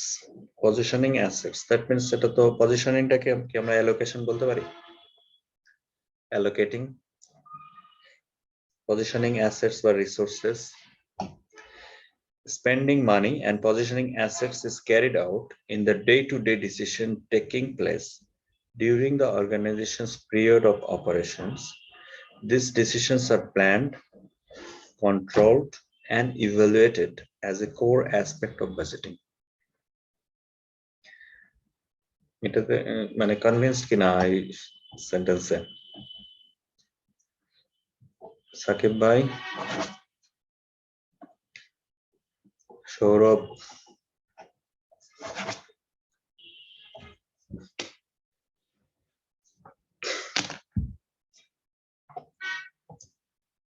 মেহেদি ভাই বলেন। সেন্টেন্সটা একটু ভাইয়া, ভারী। হ্যাঁ, আমি আসলে সরি, এইমাত্র একটা ইম্পর্টেন্ট ফোন আসছিল, আমি ও ধরছিলাম। আচ্ছা আচ্ছা আমি আসলে আচ্ছা না, এখন ফ্রি আছেন? হ্যাঁ, এখন ঠিক আছে। আচ্ছা ঠিক আছে। মানে সেন্টেন্সটা একটু ভারী কিন্তু এবং How did মোটামুটি বাজেটের সবকিছু চলে আসছে এখানে। how budget does the budget affect the location of organization resources? আচ্ছা আচ্ছা, spending location, আচ্ছা, the allocation of organization is আচ্ছা, spending money and positioning assets is carried out in the day-to-day day-to-day decision taking place. taking place during the organization's period of operations. Okay, definitely. And these decisions are planned, controlled, and evaluated as a core aspect of budgeting. Budget তো অবশ্যই একটা প্ল্যানের একটা অংশ, মানে হ্যাঁ, plan ছাড়া তো বাজেট করতে পারছেন না, so it should be planned. definitely it should be planned. আচ্ছা, কন্ট্রোলড, দ্যাট মিন্স এটা একটা controlling mechanism definitely. Budget itself একটা controlling mechanism. Yes, sir. Spending money and positioning assets in a day-to-day decision taking place during the organization's period of operations. It's operational, definitely, purely day-to-day আপনার operations. অপারেশনটাকে support দেওয়ার জন্য তো আসলে বাজেটটা চলে আসে, যেটা আসলে কোয়ান্টিটেটিভ ফ্যাক্টর আর কি। Quantitative factor, exactly. সো আপনার পজিশনিং অ্যাসেট বলতে আসলে এটা মিন করতেছে আপনার রিসোর্সটাকে অ্যালোকেট করা। Resource allocation, positioning assets. অ্যাসেটকে কিভাবে কোন জায়গায় কতটুকু পজিশনিং করতেছে, এটা clearly resource allocation. Spending money, revenue allocate করাই হচ্ছে আপনার মানিটাকে স্পেন্ড করার উদ্দেশ্যে, that will support your operational activities. আর বাকি বিষয়টা যে ডিসিশনস আর প্ল্যান্ড, কন্ট্রোল এন্ড ইভালুয়েটেড, যেহেতু আপনার পারফরমেন্সের বিষয় আছে, সো পারফরমেন্সের সাথে ইভালুয়েশনের বিষয়টা যায়, সেই হিসাবে এই স্টেটমেন্টটা right. Right, exactly. Nice.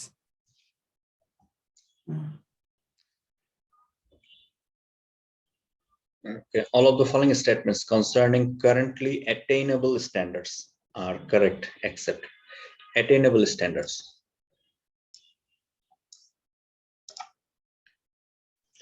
All of the following statements concerning currently attainable standards are correct except একটা ছাড়া বাকিগুলা রাইট। একটা ফলস স্টেটমেন্ট আছে, সেটা হচ্ছে currently attainable standards can only be reached by the most skilled and efficient employees. এই স্টেটমেন্টটা সত্য না। Attainable standards can only be reached by the most skilled and efficient employees. শুধু skilled and efficient manpower থাকলেই যে আপনি standard achieve করতে পারবেন এরকম কোনো ধরাবাঁধা হাদিস নাই। Exactly, human resource enough. হ্যাঁ, not enough, এই কথাই বলতেছে আর কি। বাকিগুলো একটু দেখে যান। সেটা হচ্ছে currently attainable standard assume, এটা একটা assumption যে currently attainable standards assume machines will be taken offline for preventive maintenance. আর একটা হচ্ছে currently attainable standards assume employees work at a normal pace, সাধারণ গতিতে কাজ করবে। আর একটা হচ্ছে currently attainable standards are expected to be achieved most of the time, অধিকাংশ সময় এটা অ্যাটেন্ড করা সম্ভব, অধিকাংশ সময়, বাট নট অলওয়েজ। যদি কেন অলওয়েজ বলতো তাহলে এটাকে আমরা বাদ দিতে পারতাম। সো এগুলো আসলে অ্যাজাম্পশন।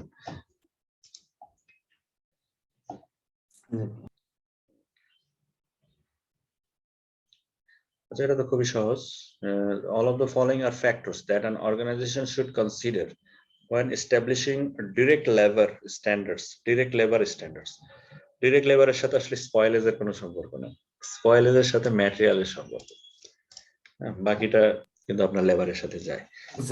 হ্যাঁ, অর্থাৎ আমরা যখন একটা স্ট্যান্ডার্ড সেট করি, স্ট্যান্ডার্ড সেট করার জন্য কোয়ালিটি একটা স্ট্যান্ডার্ড হইতে পারে, প্রাইস, তা পার লেবার আওয়ার কত হবে সেটা একটা বিষয়, টাইমটা কত হবে স্পেন্ড করবে, সো এগুলো লেবারের সঙ্গে যায়, বাট ম্যাটেরিয়ালের সাথে যায় স্পয়েলেজ। লেবারের সাথে স্পয়েলেজের কোনো সম্পর্ক নাই।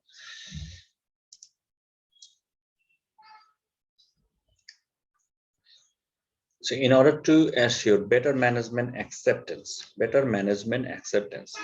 the flow of input data for budgeting should begin in which area? And the flow and এটা কিন্তু বলছে হচ্ছে বেটার ম্যানেজমেন্ট অ্যাকসেপ্টেন্স। এটা চলে যান ওই যে ইসের সাথে আপনার পার্টিসিপেটরি অ্যাপ্রোচ অফ বাজেটিং। পার্টিসিপেটরিটাকে কম্পারেটিভলি অথরিটেটিভ বা টপ ডাউনের চেয়ে ভালো বলা হয়েছে। পার্টিসিপেটরি বাজেটিং প্রসেস হলে এটা এমপ্লয়ীদের মধ্যে বা ম্যানেজমেন্টের মধ্যে ওভারঅল একটা মোটিভেশন কাজ করে, বেটার মোটিভেশন আসে, এই গুণাগুণগুলোর কথা বলা হয়েছে। তো সেখানে বলছে যে বেটার ম্যানেজমেন্ট অ্যাকসেপ্টেন্স কোনটা বেশি ভালো, এইটাই মানে বাজেটটা কোন জায়গা থেকে শুরু হলে ভালো হয়। অ্যাকাউন্টিং ডিপার্টমেন্টের একার কাজ না এটা। সো টপ ম্যানেজমেন্ট যদি করেই থাকে তাহলে এটা হলো অথরিটেটিভ, আর একটা হলো budget committee. So budget committee যদি একাই সব কাজ করে তাহলে এখানে সবার অংশগ্রহণ নিশ্চিত হয় না। সো আপনি যত বেশি পার্টিসিপেটরি হবে সেই বিষয়টা তত বেশি মোটিভেটিং হবে এবং ওয়েল অ্যাকসেপ্টেড হতে পারে, এবং ম্যানেজমেন্টের সব পর্যায়ের লোকজনই এটাকে অ্যাচিভ করার জন্য সে বেশি এফোর্ট দেওয়ার চেষ্টা করে। এই কারণে এটাকে বলা হয় better management acceptance. So this is all about আপনার হচ্ছে participatory approach of budgeting. So lower level of management থেকে বাজেটটা শুরু হবে, লোয়ার লেভেল সাবমিট করবে হায়ার লেভেলের কাছে, হায়ার লেভেল দিবে টপ ম্যানেজমেন্টের কাছে। এইভাবে বাজেট প্রসেসটা হলে ভালো হয়। বটম আপ অ্যাপ্রোচ, এক কথাই শেষ।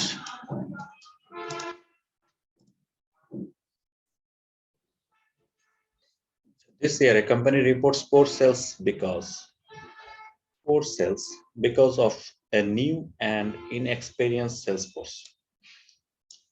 এই প্রশ্নটা খুব টেকনিক্যাল এবং important. If this year's sales data is used to set next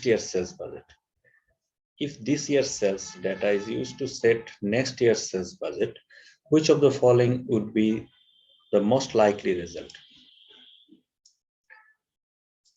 একে তো এই বছরের সেলস পারফরমেন্স খুব খারাপ ছিল, দ্বিতীয়ত এই পুয়ার পারফরমেন্সটাকে যদি আগামী বছরের জন্য একটা স্ট্যান্ডার্ড ধরি, ওইটাকে বেস ধরে যদি আমি আবার বাজেট তৈরি করতে যাই, সেটা আসলে এতে কোন ঘটনাটা ঘটার সম্ভাবনা থাকে?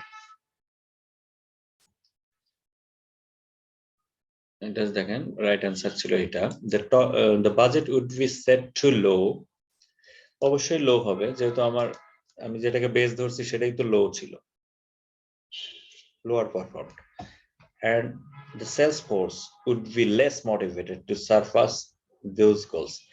তার টার্গেটই যদি ছোট হয়, সো স্বাভাবিকভাবে সে তার টিমটা মোটিভেটেড বা প্রম্পট হবে না এটাকে এক্সিড করার জন্য। আবার এটা উল্টা আরেকটা ঘটনাও ঘটতে পারে, আপনি যদি এটার সাথে রিলেটেড না, জাস্ট মনে করাই দেওয়ার জন্য বলতেছি, বাজেট যদি টু হাই সেট করা হয় সেক্ষেত্রে কি হয়? এটার সাথে কাছাকাছি একটা সম্পর্কিত প্রশ্ন, মেহেদী ভাই। মোটিভেটেড ডিমোটিভেটেড হয়ে যেতে পারে। হ্যাঁ, ডিমোটিভেটেড হবে বা আদৌ সে কাজ করার চেষ্টাই করবে না। হ্যাঁ হ্যাঁ, যদি মানে আনরিয়ালিস্টিক মনে করতে পারে। আনরিয়ালিস্টিক, ওই কথাটা বলতে, আনরিয়ালিস্টিক, খুব বেশি টার্গেট দিয়ে দিলে, সাধারণত মার্কেটিং জবের জন্য এটা বেশি প্রযোজ্য। সো এটাও প্রায় এরকমই। আবার যদি খুব বেশি আন্ডার এস্টিমেটেড বাজেট হয় সেক্ষেত্রে একই ঘটনা ঘটবে, ডিমোটিভেটেড হবে। মানে এটা আবার ধরেন আমাদের সরকারি প্রতিষ্ঠানের জন্য প্রযোজ্য। সরকারি ব্যাংকের জন্য আরো বেশি প্রযোজ্য, তেমন কোনো টার্গেট নেই। Which one of the following best describes tactical profit plans? Tacticalটা তো জানি, যেটা আসলে short term,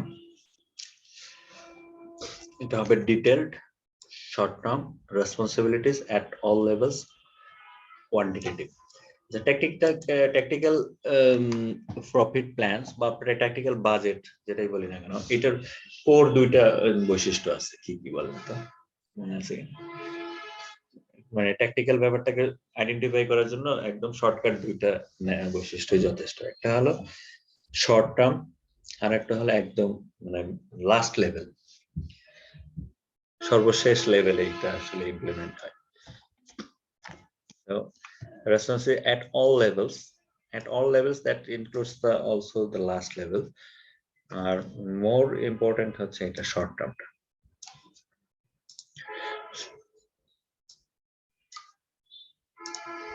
Tactical profit plan or tactical budgeting.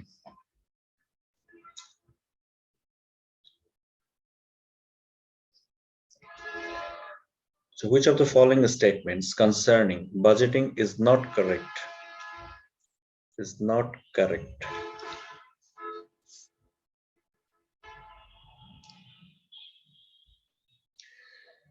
Is not correct. This statement, basing a budget on the prior year's budget helps the organization to allocate limited resources efficiently. এটার কারণটা কি?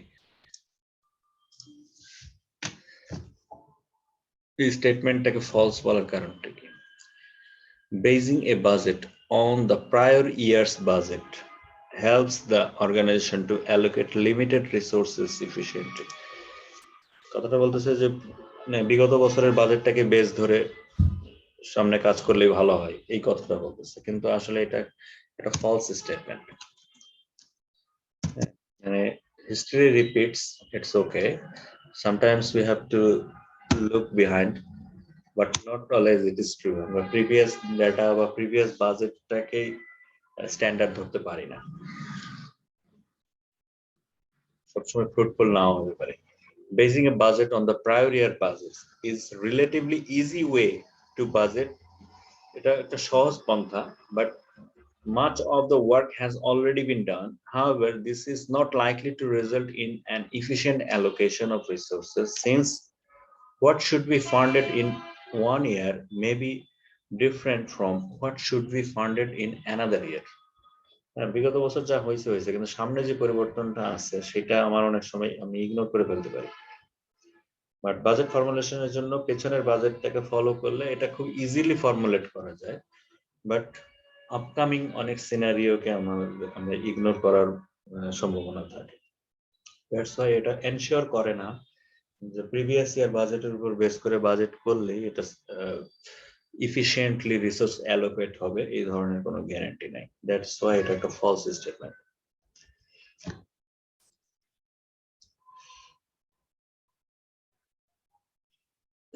A company that uses a top-down approach rather than participative process will feel the impact of its budgeting process mostly in which form? লেখাগুলো ভেঙে গেছে এখানে। A company that uses the top-down approach, an authoritative approach, rather than a participative process, will feel the impact of its budgeting process mostly in which form? এটা lack of commitment of operating managers to the final budget. কারণ এটা পার্থক্যটা ছিল কিসের সাথে কিসের? Top ডাউনটাকে বেশি stress দেওয়া হয়েছে কিসের উপরে? পার্টিসিপেটিভের উপরে। পার্টিসিপেটিভ অ্যাপ্রোচটা ইউজুয়ালি একটু এনকারেজড বা little bit better than top down অ্যাপ্রোচের সবচেয়ে বড় সুবিধাটা হচ্ছে যেটা লেস টাইম কনজিউমিং, খুব দ্রুত ইমপ্লিমেন্ট করা যায়, মানে ফর্মুলেট করা যায়, যেটা পার্টিসিপেটিভ ওয়েতে একটু বেশি সময় লাগে। এটা একটা পার্টিসিপেটিভ ডিসঅ্যাডভান্টেজ, বাট ওভারঅল এটা খুব ওয়েল অ্যাকসেপ্টেড বাই ম্যানেজমেন্ট এবং মোর মোটিভেটিং। যদি মোটিভেশনটা বেশি থাকে তাহলে কমিটমেন্টটাও বেশি থাকার কথা পার্টিসিপেটিভ ওয়েতে। বাট যখন কিনা এটা top down approach other than participative way, so এখানে lack of commitment of operating managers to the final budget is likely. এটা হতে পারে অর্থাৎ এখানে মোটিভেশনটা একটু কম থাকবে, সো কমিটমেন্টটাও কম থাকার সম্ভাবনা আছে।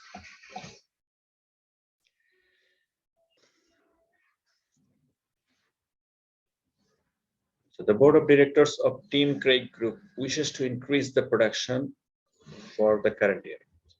During the preparation of current year's budget, the company's production manager set the employee targets higher than the previous year. গত বছরের চেয়ে এবার বেশি টার্গেট ইম্পোজ করলো। He was of the view that higher targets will motivate the employees to increase their productivity.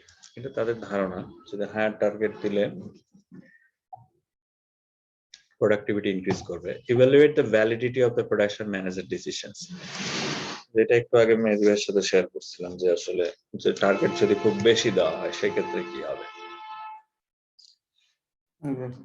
সেটা হবে his decision is incorrect. হ্যাঁ, এই ডিসিশনটা যদি ইভ্যালুয়েট করতে বলা হয় that means it will be not appropriate, this will be incorrect as employees may not strive to achieve targets they view as unrealistic.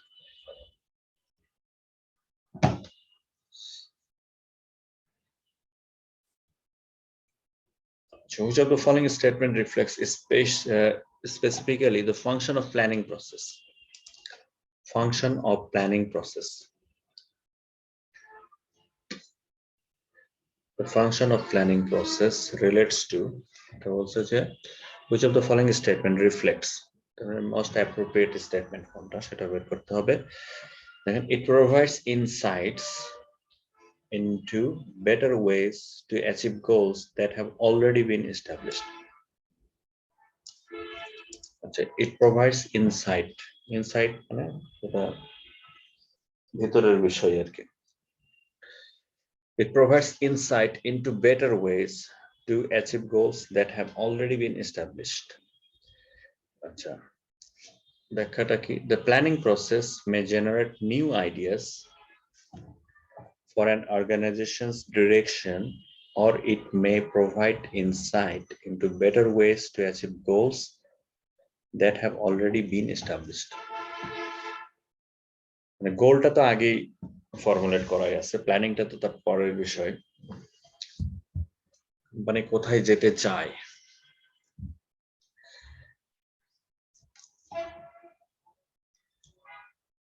Which of the following is not a best practice guideline for the budget process?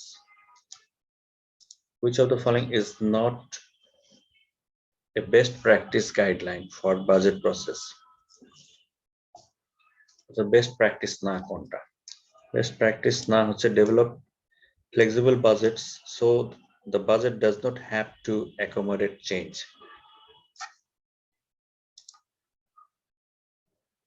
Statement আসলে যায় না কোনোভাবে।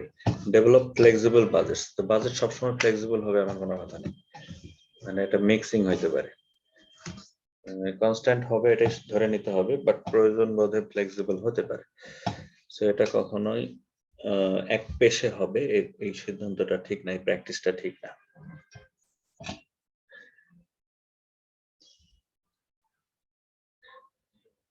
Identify which of the following statement is most accurate in regard to budgeting and strategy implementation. Identify which of the following statements is most accurate in regard to budgeting and strategy implementation.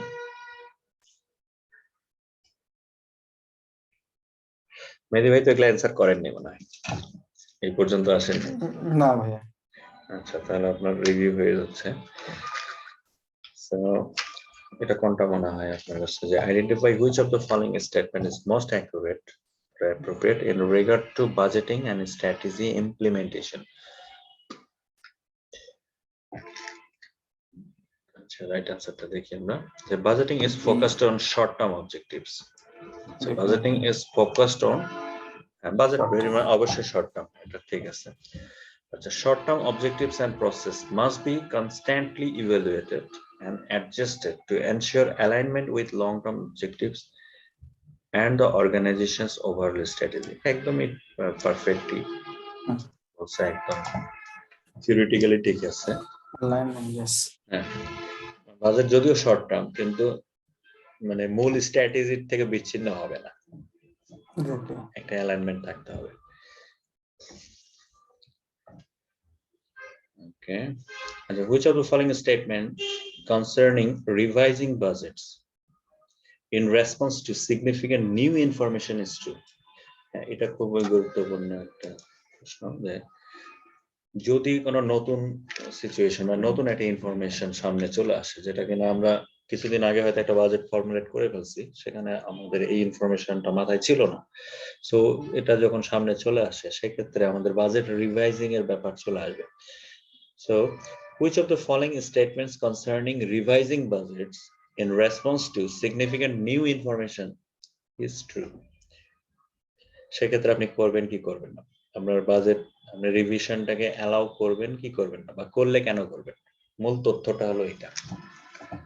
মানে option ABCD যাই থাক, মূল information হলো এই, যদি কোনো গুরুত্বপূর্ণ তথ্য সামনে চলে আসে, অর্থাৎ after formulating the budget, so in case of revising আমার সিদ্ধান্তটা কি হবে এবং কেন হবে, সেটা হচ্ছে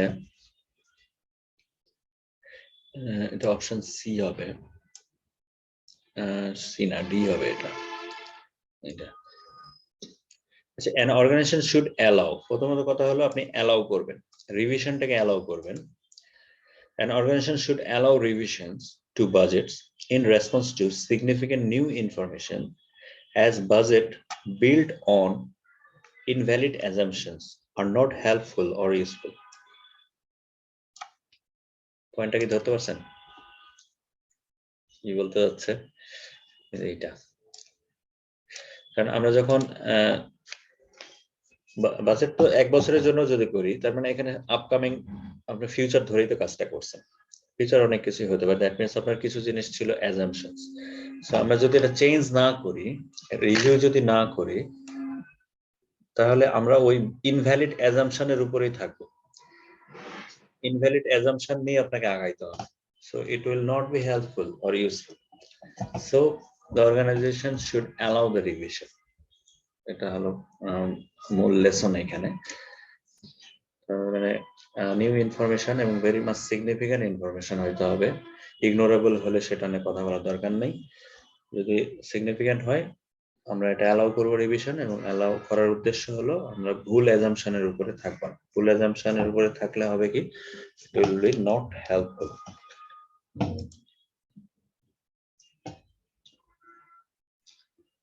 So which one of the following best describes the role of top management in the budgeting process? Top management এর রোলটা আসলে কি রকম হওয়া উচিত বাজেটিং এর ক্ষেত্রে?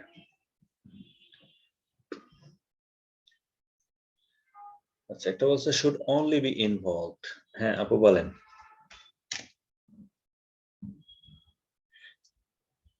জয়ের আপু বলতে যাচ্ছেন ভাই? হ্যাঁ, আগের যে কোয়েশ্চেনটা ছিল হ্যাঁ হ্যাঁ, ওইখানে যেটা বলছেন যে বাজেটটা আমরা যখনই কোনো নতুন ইনফরমেশন দেখবো যেটা সিগনিফিকেন্ট, সেটা আমি রিভাইজ মানে করবো আমার কিনা? বাজেটটা আমি রিভাইজ করে নিব। কিন্তু হুম, হ্যাঁ, এটা ধরেন ফ্রিকোয়েন্সিটা কিরকম হইলে একটা অর্গানাইজেশনের জন্য কস্ট ইফেক্টিভ হবে, কারণ ইউজুয়ালি দেখা যায় অর্গানাইজেশন একটা মিডিয়া রিভিউ করে, হুম, তো মিডিয়া রিভিউ করলে ওইখানে দেখা যায় যে কোনো অ্যাডজাস্টমেন্ট থাকলে অ্যাডজাস্টমেন্ট গুলা ইনকর্পোরেট করে নেয়। কিন্তু হ্যাঁ, ধরেন যদি ফ্রিকুয়েন্টলি মানে হয়তো কোনো ইস্যুর কারণে এটা কি খুবই প্র্যাকটিক্যাল যে আমার হয়তো আমি বাজেট ফর্মুলেট করলাম, সবকিছু সাইন হয়ে অ্যাপ্রুভ হয়ে গেল, তারপর পরে আমি দেখলাম যে আমার মেইন যে অ্যাজাম্পশন ছিল বা কিছু ইয়ে ছিল এটা চেঞ্জ হয়ে গেছে, আবার কিছুদিন পর দেখলাম আরেকটা চেঞ্জ আসছে। এটার ক্ষেত্রে মানে মানে ইফেক্টিভ ওয়েটা কি হবে? আচ্ছা, এটা ধরেন প্র্যাকটিক্যাল কেস অবশ্যই একাডেমিক কেসের চেয়ে একটু ডিফারেন্ট হতেই পারে। বিষয়টা হলো বিজনেস টু বিজনেস বা অর্গানাইজেশন টু অর্গানাইজেশন, এই কেসটা হতেই পারে এবং এটা ডিফারেন্ট হবে। প্রথম কথা মানে এটা কতবার রিভাইজ করা যাবে, কতটুকু কস্ট ইফেক্টিভ হবে, এটা আসলে একদম ডিপেন্ড করতেছে প্র্যাকটিক্যাল সিচুয়েশনের উপরে।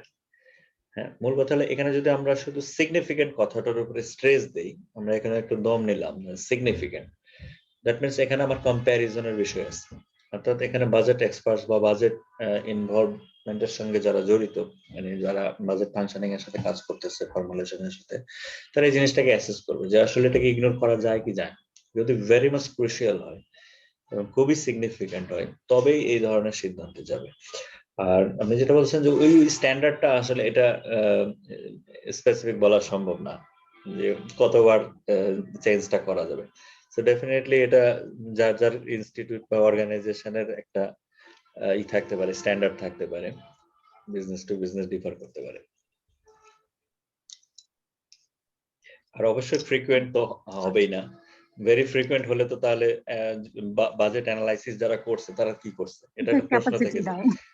তার মানে কোম্পানিটা অবশ্যই মানে ওয়েল স্ট্রাকচার্ড না, যদি প্রতি মাসে এই ধরনের একটা করে ইনফরমেশন সামনে আসে, তার মানে তারা কোনো সিনারিও অ্যানালাইসিস করে না, তাই কিনা?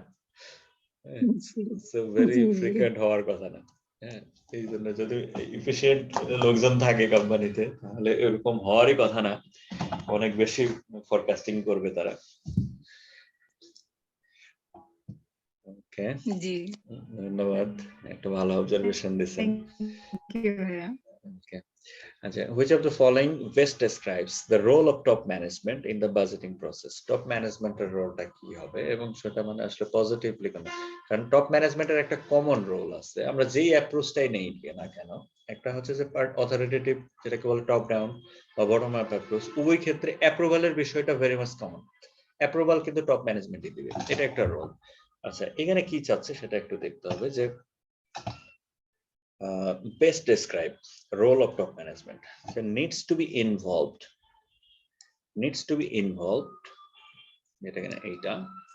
including using the budget process to communicate goals. আচ্ছা, এইটাকে বেস্ট প্র্যাকটিস বা বেস্ট রোল বলা হচ্ছে, অন্যগুলোর সাথে যায় না কেন একটু দেখি। should only be involved in the approval process, মোটেও না। অ্যাপ্রুভাল দেওয়াই তার একমাত্র কাজ না, কারণ আমরা এখনো জানি না যে ওই পার্টিকুলার প্রতিষ্ঠানে বা দুইভাবেই তো আসলে বাজেট প্রসেসিং করা যায়, যেটা অথরিটেটিভ হইতে পারে, পার্টিসিপেটরি হইতে পারে, তো সব ক্ষেত্রেই তার ইনভলভমেন্ট আছে। একটা হলো ফর্মুলেশন, যদি টপ ডাউন হয় তাহলে উনি এটা ফর্মুলেট করলেন, টপ ডাউন বা সিইও এবং সিএফও মিলেই এটা করলো এবং সে নিচের দিকে এটাকে কমিউনিকেট করে দিল, দ্যাট মিনস অ্যাপ্রুভড হয়ে নিচের দিকে গেল। সো এটা একটা ব্যাপার, তো এটা সব সময় হতেও পারে, না হতে পারে, সো এটাকে আমরা নিতে পারতেছি না এই অপশনটাকে। অপশন সি তে দেখেন, needs to B separate the budget process and the business planning process into two separate process. Needs to separate কি মানে আপনার টপ ম্যানেজমেন্টটাকে সেপারেট রেখে আপনি বাজেট প্রসেস করবেন, সেটাও সম্ভব না। lacks the detailed knowledge of the daily operation and should limit their involvement. এটা মানে খুবই অন্যায় একটা কথা, যে আপনি টপ ম্যানেজমেন্টকে বাদ দিয়ে, যে টপ ম্যানেজমেন্টের কোনো নলেজ নাই, lacks the detailed knowledge of daily operations। হ্যাঁ, সিইও সাহেবের হয়তো একদম নিচের দিকের সব ধারণা নাও থাকতে পারে, কিন্তু কিছু না কিছু না থাকলে তো সে আসলে প্রতিষ্ঠান চালাইতে পারবে না। So lack the detailed knowledge of the daily operations and should limit their involvement. আপনি টপ ম্যানেজমেন্টকে একেবারে কনফাইন্ড করে বাজেট প্রসেসিং করবেন, সেটাও সম্ভব না। সো বাজেট প্রসেস হয় দুইটা উপায়, এক হলো টপ ডাউন, দ্যাট মিনস উনি সবকিছুই জানেন, বস ইজ অলওয়েজ রাইট, উনি আপনাকে দিয়ে দিল বাজেট, কারণ উনি স্ট্র্যাটেজিটা সবচেয়ে ভালো জানে। ডে টু ডে অপারেশনসে তার নলেজ ঘাটতি থাকতে পারে, বাট ওভারঅল স্ট্র্যাটেজি সম্পর্কে টপ ম্যানেজমেন্টের চেয়ে ভালো ইনফরমেশন কেউ রাখে না। সো অথরিটেটিভ বাজেটও হয়, এবং এটাই মনে হয় আমাদের মতো দেশগুলোতে বেশি হয়, যেগুলোতে অর্গানাইজেশনাল গুড গভর্নেন্স নাই। সো টপ ডাউনটাই বেশি প্র্যাকটিস হয়, আর ওনাকে কনফাইন, টপ ম্যানেজমেন্টকে কনফাইন করে আপনি বাজেট প্রসেস করতে পারবেন না, সো এগুলো রিলেভেন্ট না। সো মোস্ট অ্যাপ্রোপ্রিয়েট হলো needs to B involved and including using the budget process to communicate goals. But the top management is ultimately responsible for the organization's budget. এটা এই সেন্টেন্সটা দিয়ে একটা প্রশ্ন আছে অন্য জায়গায়, who is the ultimately responsible for budget? So এটা একটা ইম্পর্টেন্ট সেন্টেন্স, মনে রাখেন যে top management is ultimately responsible for the organization budget. So তাকে বাদ দেওয়ার কোনো সুযোগ নাই, লিমিট করে দেওয়ারও সুযোগ নাই। To exercise this responsibility, top management ensure that all level management understand and support the budgeting process and its relationship to control and performance measurement.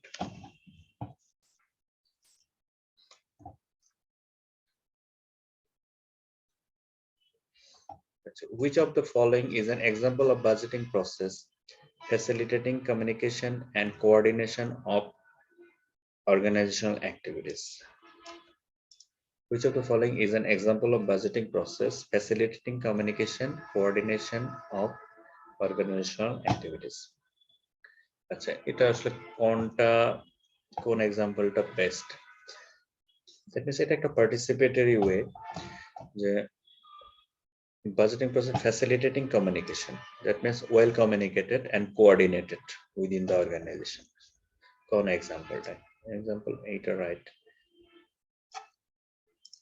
The dean of the business college shares its plan to increase undergraduate enrollment by 10% with the director of financial aid.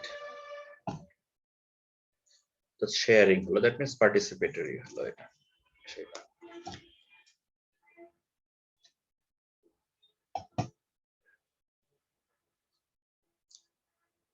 So which of the following groups is most likely to introduce budget slack into a budget? Budgetary slack সম্পর্কে ধারণা আছে নিশ্চয়ই। মেহেদী ভাই আছেন? Hello, হ্যাঁ, budgetary slack যেহেতু আমরা জানি, স্ল্যাক মানে এটা তো আপনার ম্যানিপুলেশন মেন জিনিসটা। কখনো ওভার এস্টিমেটেড করা হয়, আন্ডার এস্টিমেট করা হয়, সেভাবে একটা বাজেটারি স্ল্যাক হয় যেটার দ্বারা মিড লেভেল ম্যানেজমেন্টের কিছু সুযোগ সন্ধানী লোকজনরা এই কাজটা করে থাকে ম্যানেজমেন্টকে খুশি করার জন্য বা বেশি ইনসেন্টিভ নেওয়ার আশায়, এবং বাজেটটা সাকসেসফুলি ইমপ্লিমেন্ট করতে পারলাম এটা দেখানো। সো এটাই বলছে যে which of the following groups, মানে কোন গ্রুপ অফ পিপলরা আসলে এটার সাথে জড়িত বাজেটারি স্ল্যাকের বিষয়টা। সো এটা রাইট অ্যান্সার খুবই সহজ, এটা middle and lower level management এই কাজটা করে। বাজেটিং প্রসেসে যদি এদের ইনভলভমেন্ট থাকে, তারা ইচ্ছা করলে এই ম্যানিপুলেশনটা করতে পারে, কারণ ওরাই তো অ্যাচিভ করে। দ্যাটস ওয়াই ওরা সাবস্ট্যান্ডার্ড বাজেট করে। হ্যাঁ। সো বোর্ড অফ ডিরেক্টরস এই কাজ করবে না, টপ ম্যানেজমেন্ট তো চাবে বেশি বেশি চাপায় দেওয়া। বাজেট কমিটিও মোটামুটি খুব ইনফ্লুয়েন্সিয়াল একটা কমিটি, যেটা টপ ম্যানেজমেন্টের কাছাকাছি বলা যায়, সেটা হবে mid level. Okay, what role does budgeting play in controlling operational process to meet strategic objectives?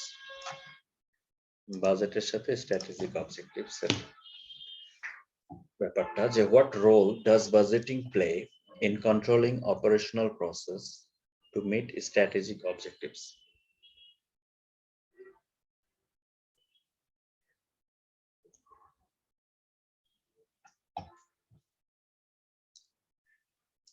এটা হয় কিনা দেখেন, strategic objectives to meet. Controlling operational process requires that expectations are established and incentivized. 2 number, results are gathered and reported, and 3 number, variance from the budget are computed. ঠিক আছে, এটা দেখেন controlling operational process, budget দ্বারা অবশ্যই এই কন্ট্রোলিংটা করা হয়। requires that expectations are established and incentivized. Expectation, that means আপনার যে মেজারেবল যে বিষয়টা, আপনি কতটুকু রিসোর্স অ্যালোকেট করবেন বা কোন অপারেশনাল অ্যাক্টিভিটিজ এর জন্য কতটুকু প্রয়োজন।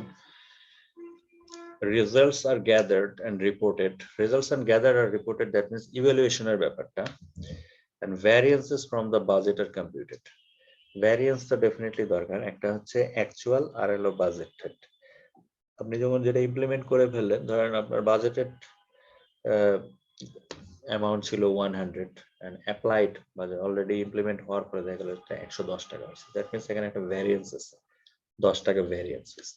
এটা ফেভারেবল হতে পারে, ডেফিনেটলি আনফেভারেবল হবে না, যেহেতু বাজেট অ্যাকচুয়ালটা বেশি হয়ে গেছে। আর যদি 90 টাকা হয়, দ্যাট মিন্স আপনি বাজেট টাচ করতে পারেন নাই, বাজেট যা দেওয়া ছিল সেটা আপনি খরচ করতে পারেন নাই, বা আপনার ঘাটতি আছে কোনো কিছুতে, দ্যাট মিন্স এটা একটা ভ্যারিয়েন্স। তো ভ্যারিয়েন্স আপনার মাইনাসও হইতে পারে, প্লাসও হইতে পারে। সো এই ভ্যারিয়েন্সটাকেও এখানে কম্পিউটেড করা সম্ভব। ভ্যারিয়েন্সেস ফ্রম বাজেট আর কম্পিউটেড। এই স্টেটমেন্টটা true. The statement correctly describes the role that budgeting plays. Role, budget এই কাজগুলো আসলে পারে কিনা, যে তিনটা বৈশিষ্ট্যের কথা বলা হয়েছে। Expectations are established, results are gathered and reported, and variances from budget are computed. Computed বা এটা কম্পিউটেবল বা ক্যালকুলেটেবল কিনা, ভ্যারিয়েন্সটা ডিটেক্ট করা যায় কিনা, সেটা অবশ্যই যাবে। আমরা ভ্যারিয়েন্স অ্যানালাইসিস পড়বো আরো শেষের দিকে আছে আমাদের পার্ট 1 এর দিকে, তাহলে এই জিনিসগুলো আরো ক্লিয়ার হবে। আচ্ছা, এবার আসেন লার্নিং কার্ভ। অল্প কয়েকটা ম্যাথ আছে এখানে। লার্নিং কার্ভের একটা ম্যাথ শিখলে মোটামুটি সবই পারা যাবে। এটা কি দেখছিলেন মেহেদী ভাই? সরি, লার্নিং কার্ভটা দেখছি, বাট অতটা ইয়া না, আমি রিলেট করতে পারতেছিলাম না একটু। আচ্ছা, লার্নিং কার্ভের মূল উদ্দেশ্যটা হলো আছে আপনার ইফিসিয়েন্সি বাড়ার ফলে কস্ট হ্যাঁ, কতটুকু রিডাকশন হলো সেটা আইডেন্টিফাই Exactly. করা, এটাই হ্যাঁ, মেইন জিনিস। হ্যাঁ, কারণ প্রথম ইউনিট ধরেন এখানে এই এক্সাম্পলটাই আমরা দেখি, একটাই করবো এখানে, সব অঙ্ক এখন করতে পারবো না। দেখেন, লেক কর্পোরেশন ম্যানুফ্যাকচারস স্পেশালিটি কম্পোনেন্টস, একটা product for electronics industry in a highly labor intensive environment. Arc Electronics has asked Lake to bid on a component that Lake made for Arc last month. Not important. The previous order was for 80 units. একটা ব্যাচে 80 units করে product তৈরি হয়, অর্থাৎ 80 units and record 120 hours of direct labor. হ্যাঁ, learning কার্ভের সাথে আসলে লেবার ফ্যাক্টরটা ইনভলভ, লেবারের math, direct labour, not for materials or indirect labour. 80 units এর একটা ব্যাচ প্রোডাকশন করতে আপনার সময় লাগে 120 hours. Okay, Arc would now like 240 additional component, 240 আরো 240টা ইউনিট ধরে, দ্যাট মিন্স আরো কয়েকটা ব্যাচ তাকে প্রোডাকশন করতে হবে, কারণ এক ব্যাচে তো সে নিশ্চয়ই 240টা প্রোডাকশন করতে পারবে না। Okay, additional components. Lake experiences on an 80% learning curve. 80% learning curve on all of its jobs.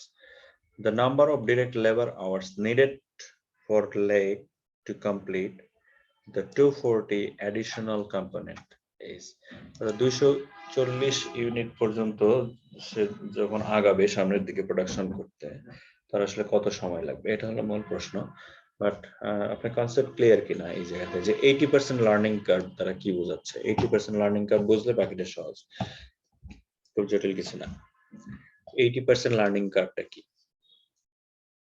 এটা 90%ও হতে পারতো, 70%ও হতে পারতো।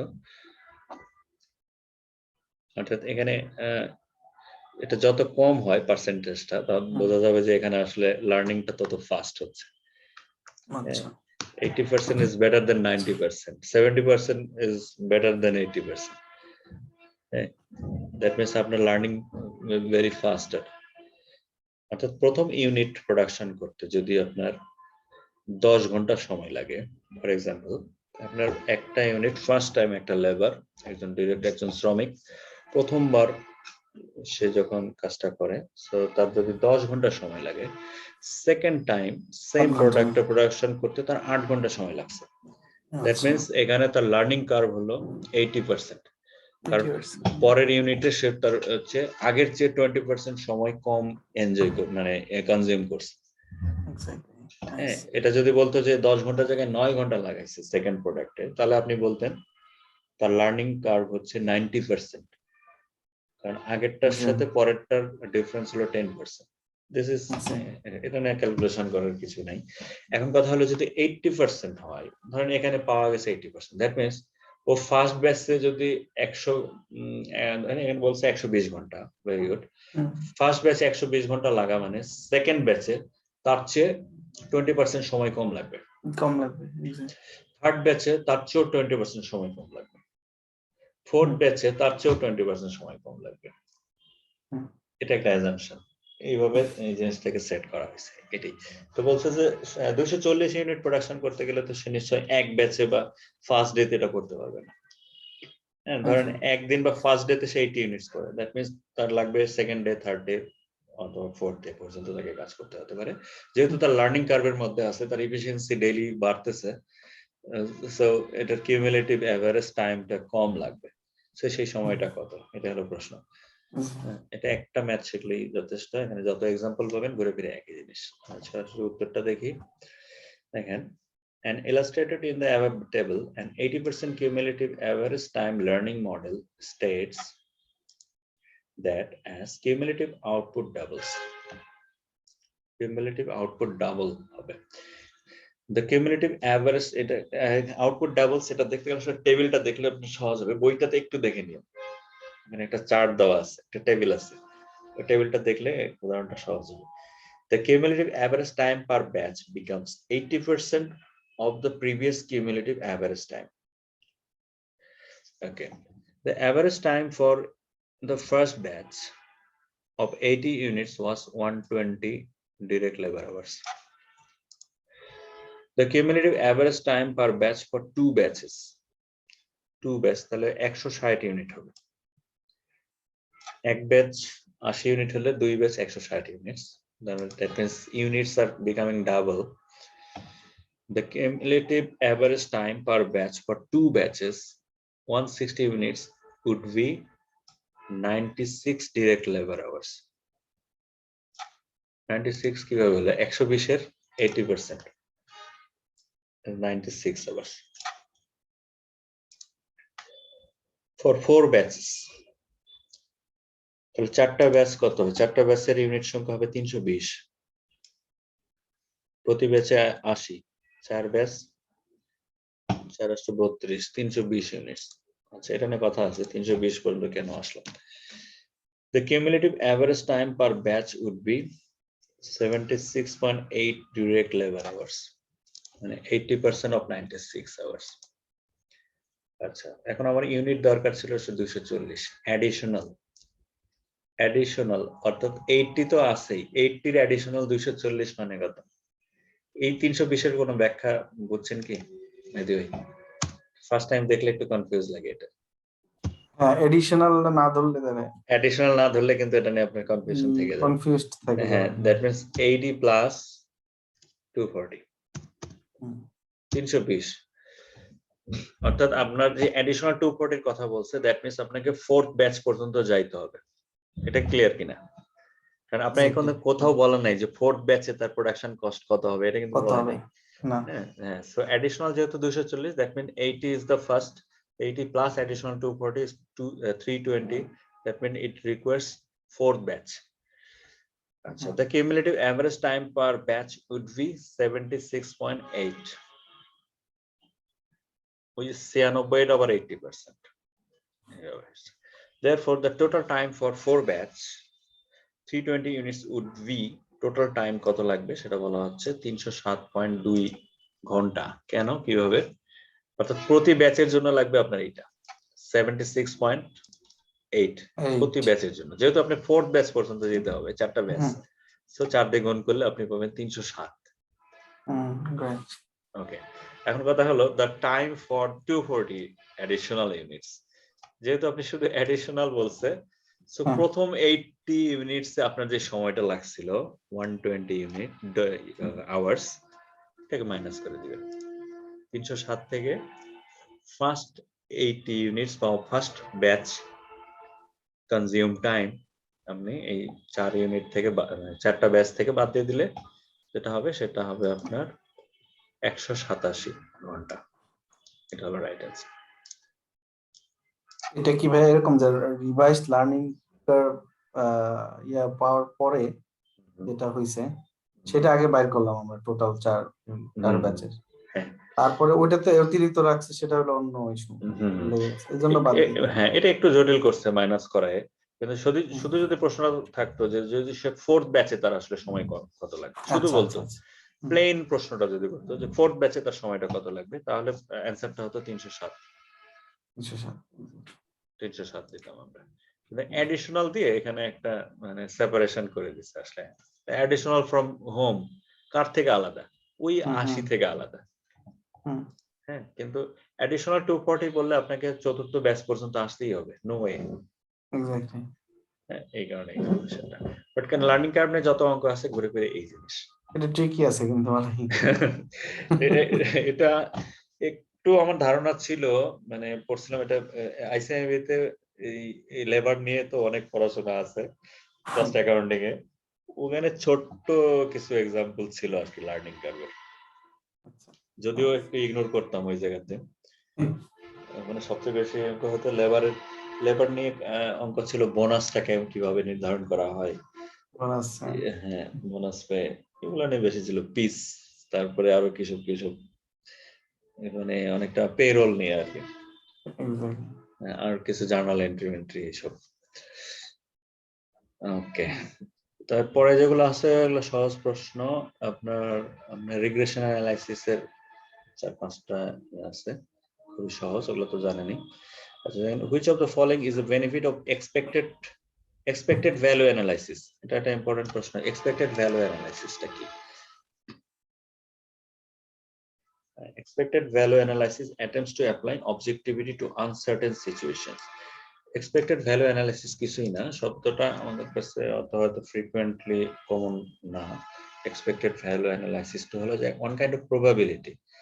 ধরেন 3টা আনসার্টেন সিচুয়েশন আছে, option A, B, C. Option A তে বলা হচ্ছে যে আপনার চান্স অফ অ্যাক্সিডেন্ট হলো 20%, অপশন বি তে বলছে chance of accident 50%, option C তে বলা হলো যে আপনার চান্স অফ অ্যাক্সিডেন্ট 80%। আপনি করবেন কি, তিনটার অ্যাভারেজ করবেন, তিনটার ওয়েটেড অ্যাভারেজ করলে যেটা হয় সেটাকে বলা হয় এক্সপেক্টেড ভ্যালু। অর্থাৎ এনি আনসার্টেন সিচুয়েশনকে কয়েকটা প্রবাবিলিটি দিয়ে যদি ওয়েটেড অ্যাভারেজ করা হয় সেটাই আসলে এক্সপেক্টেড ভ্যালু হয়, একক কোনো ভ্যালু না। তো এবং সেক্ষেত্রে অবশ্যই আপনার একাধিক অপশনস থাকবে এবং এটার অনেক লিমিটেশনস আছে। জাস্ট জানার জন্য জানা যে expected value analysis attempts to apply objectivity to uncertain situations, এবং অবশ্যই এটা আনসার্টেন সিচুয়েশনটাকে ডিল করে, সার্টেন কোনো সিচুয়েশন না। আর যেহেতু এক্সপেক্টেড বলা আছে, সো এক্সপেক্টেড মানে তো বুঝছেন একটা ফিউচার একটা বিষয়, আর যেটাই ফিউচার সেটাই আনসার্টেনিটি থাকবে সেখানে। So how does the linear regression equation differ from simple linear regression equation? এটা একেবারে বেসিক প্রশ্ন ছিল। মাল্টিপল আর সিম্পল লিনিয়ার ইকুয়েশনের মধ্যে, যে মাল্টিপলে কি হয়, আপনার ইন্ডিপেন্ডেন্ট ভ্যারিয়েবল থাকবে মাল্টিপল, মানে একের অধিক। আর সিম্পল লিনিয়ারের ক্ষেত্রে একটা ডিপেন্ডেবল ভ্যারিয়েবল, একটা ইন্ডিপেন্ডেন্ট ভ্যারিয়েবল, এটাই পার্থক্য, অন্য কিছু না। তো এই ছিল মোটামুটি প্রশ্ন সহজ ছিল আজকে। অনেকে আমাকে স্কোর জানাইছে যারা অংশগ্রহণ করে নাই আজকের ক্লাসে, অনেকে ব্যস্ত ছিল, দুজন ডাক্তারের কাছে, একজন দেশের বাইরে, সবার স্কোর ভালো ছিল আর কি, এই কারণে ক্লাসের অ্যাটেন্ডেন্স কম, মোটামুটি 76-80% প্রশ্ন। এটা খুব সহজ। আর আমাদের সেকশন বি তে আরো 3টা সাব ইউনিট আছে, আমরা আগামী দিনে ওগুলো নিয়ে পড়াশোনা করবো, ইউনিট 4, 5, 6। তারপর আমরা আরেকটা মডেল টেস্ট দেবো। বাজেট নিয়ে কিন্তু পড়া শেষ হয়নি, আরো বাজেটের অনেক পড়া আছে, প্ল্যানিং, বাজেটিং। তো জাস্ট আপনারা একটু দেখে নিন সময় পাইলে, গল্প পড়ার মতো করে একটু বইটা পড়েন। Section B, topic 4, budgeting methodology আছে। বাজেটিং মেথডোলজি খুবই ছোট্ট, খুব বেশি নাই। আর টপিক 5 এ আছে annual profit plan and supporting schedule. এটা তো মানে master budget, sales budget, operating budget, materials budget গুলো কিভাবে, মানে একদম ক্ষুদ্র ক্ষুদ্র করে একটা মাস্টার বাজেট কিভাবে তৈরি করা হয় সে সম্পর্কে কিছু ধারণা দেওয়া আছে। খুব বেশি ম্যাথমেটিক্যাল না, জাস্ট কনসিডারেশন গুলা কি হয়, স্টেপস গুলা, এগুলো মনে রাখার বিষয়, প্রশ্নগুলো রিলেটেড। একটু দেখেন, আমি আমার মতো করে একটা নোট রেডি করে রাখবো। আর টপিক 6 এ আছে হলো top level planning and analysis, সহজ আছে, সমস্যা নেই। তো ঠিক আছে আজকের মতো। আর মডেল টেস্ট গুলো আবার কয়েকদিন পরে নিজে নিজে একটু ট্রাই করেন, ওই প্রশ্ন থাকবে। ওকে, ঠিক আছে মান্না ভাই, থ্যাংক ইউ ভাই। ধন্যবাদ। তাই ওকে, খোদা হাফেজ। ধন্যবাদ আপু, নেক্সট সেশনে ইনশাআল্লাহ দেখা হবে আবার ইনশাআল্লাহ। ওকে, ইনশাআল্লাহ ভাই। আসসালামু আলাইকুম।